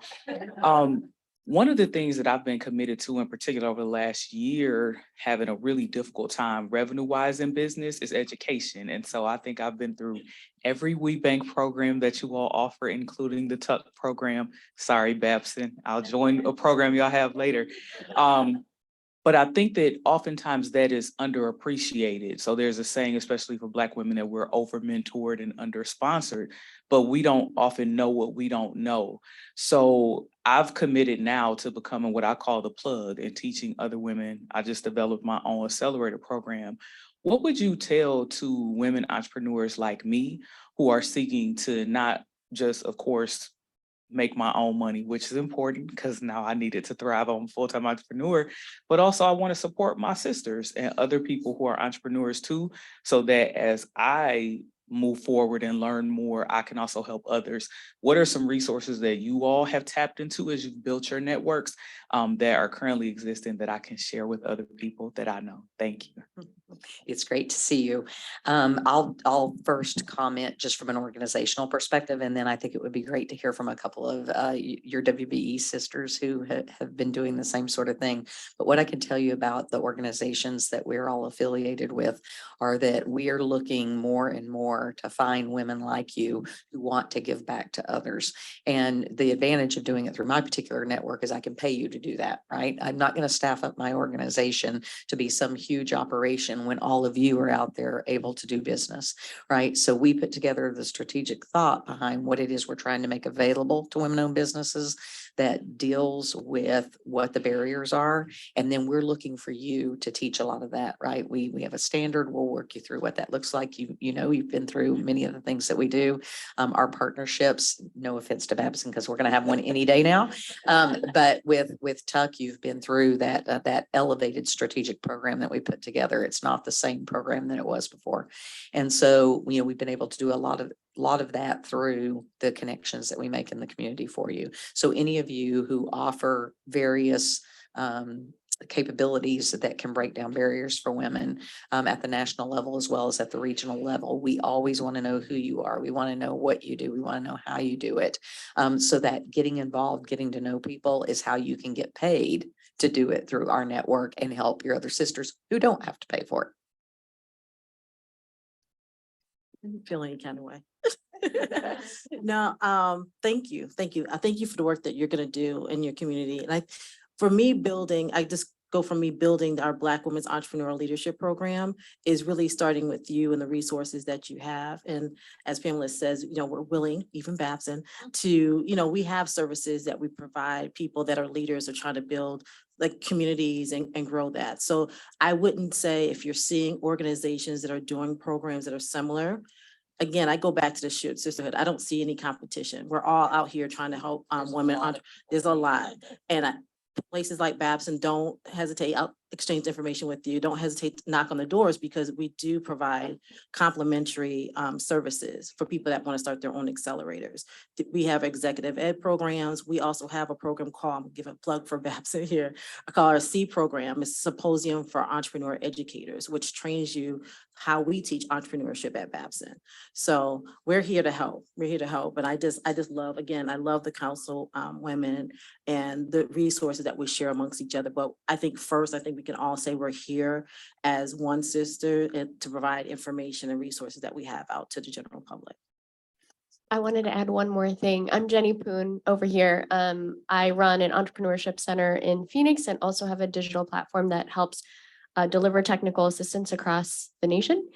So if you are looking to do more of that, similarly, we can pay you to be an advisor. But I would say as an entrepreneur myself, one of the best things that I've found as an entrepreneur was to build peer groups. So you talk about these women that are similar in space and maybe in experience, and you probably run into your own challenges. On a weekly basis, I have a women's peer group that I'm in. It's a game changer, right? We meet every week, same time. It started as a group of 6 and now we're kind of at 4, but we've never missed a meeting since the pandemic. We meet virtually, and it's a time to like share about some of the challenges that you're running into, but also ask your peers like, what tool are you using? Like, how are you growing your business? And what I found most successful is finding peers that are in a similar stage, but different industries. And that overlapping of industries creates this really cool way to innovate your own business. So you're helping others, but you're also helping yourself in that same mean. So that might be really helpful when you talk about, how do you help each other?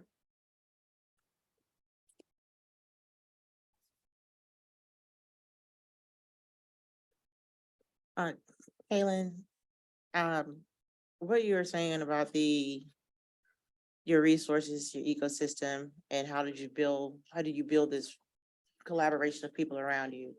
I want to say first is your mindset. You have to be able to attract those people into your life. And so that intention, right now people are doing vision boards everywhere we do, all right? Put on a vision board what kind of people or programs or systems that you want around you, and attract that kind of energy into your life. Secondly is we get what we want when we help enough people get what they want. You're already doing the work to help other people, right? And so as you're building your mindset, as you bring this intention to you, don't let it just be an activity of this is what I have to do every day. The intention around it is, how do you get that next person to the next stage? And being in organizations, Rotary was mentioned. Joining Rotary Club for me 2 years ago was one of the best decisions I've made, because now, even though I am one of a handful of Black women in the organization, now my name is in rooms that I am not. Okay, I look at it as playing quarterback. I tell my story, and someone else is down there to catch it and get me across the goal line. But it's about doing what we say we're going to do, when we say we're going to do it, and let our reputation within our communities tell our story when we're not there. Thank you. Okay, with all the great sharing of ideas, we're a little over time, so we only have one more question time, but please, we'll be around after the meeting and available to connect with us over email as well if you don't get your question heard. And there we go, in the back. Hello. I'm so grateful for all of these women today. Can y'all make some noise for yourselves? Yes, Mr. Banner, thank you for coming out. I feel like with you here, there's still the balance because you got your brother back and you forgot he back here too. So my name is Izzy, and I'm here on the behalf of Parent Watch. I see some more brothers, see? So we all balanced here, right? And so I'm here on the behalf of Parent Watch. And so Parent Watch has been around longer than I've been around, 30 plus years. And I'm just so amazed because I never knew that there was a National Women's Business Council until 2 hours ago when I was sent the invite. And so I came with my intern, who is here, who is 16, who is homeschooled, who has her own business. And I came with Mama Jo, who is the founder of Parent Watch. And so I am just amazed, so amazed and grateful, right? And so Parent Watch, we are an organization who stands up for mothers. So as you speak on moms, I am also a mom of 3 who just had to organize a protest against the healthcare system because my daughter has been in the hospital since 2022, 20 months ago. And so as an advocate for mothers, I stand here today to thank you all for having a women's council and giving me the opportunity to just share what I am facing right now. And so the Washington Informer just posted my story today. I am glad to connect with you all after so that I can get you the link. I'm devastated that mothers are being put under all of this pressure. However, I am honored that God has chosen me to bring light. So I just wanted to bring light to the situation. Connect with me, please, and you all keep doing great things. Thank you. Thank you. And now I'll pass it back to our executive director, Dolphin.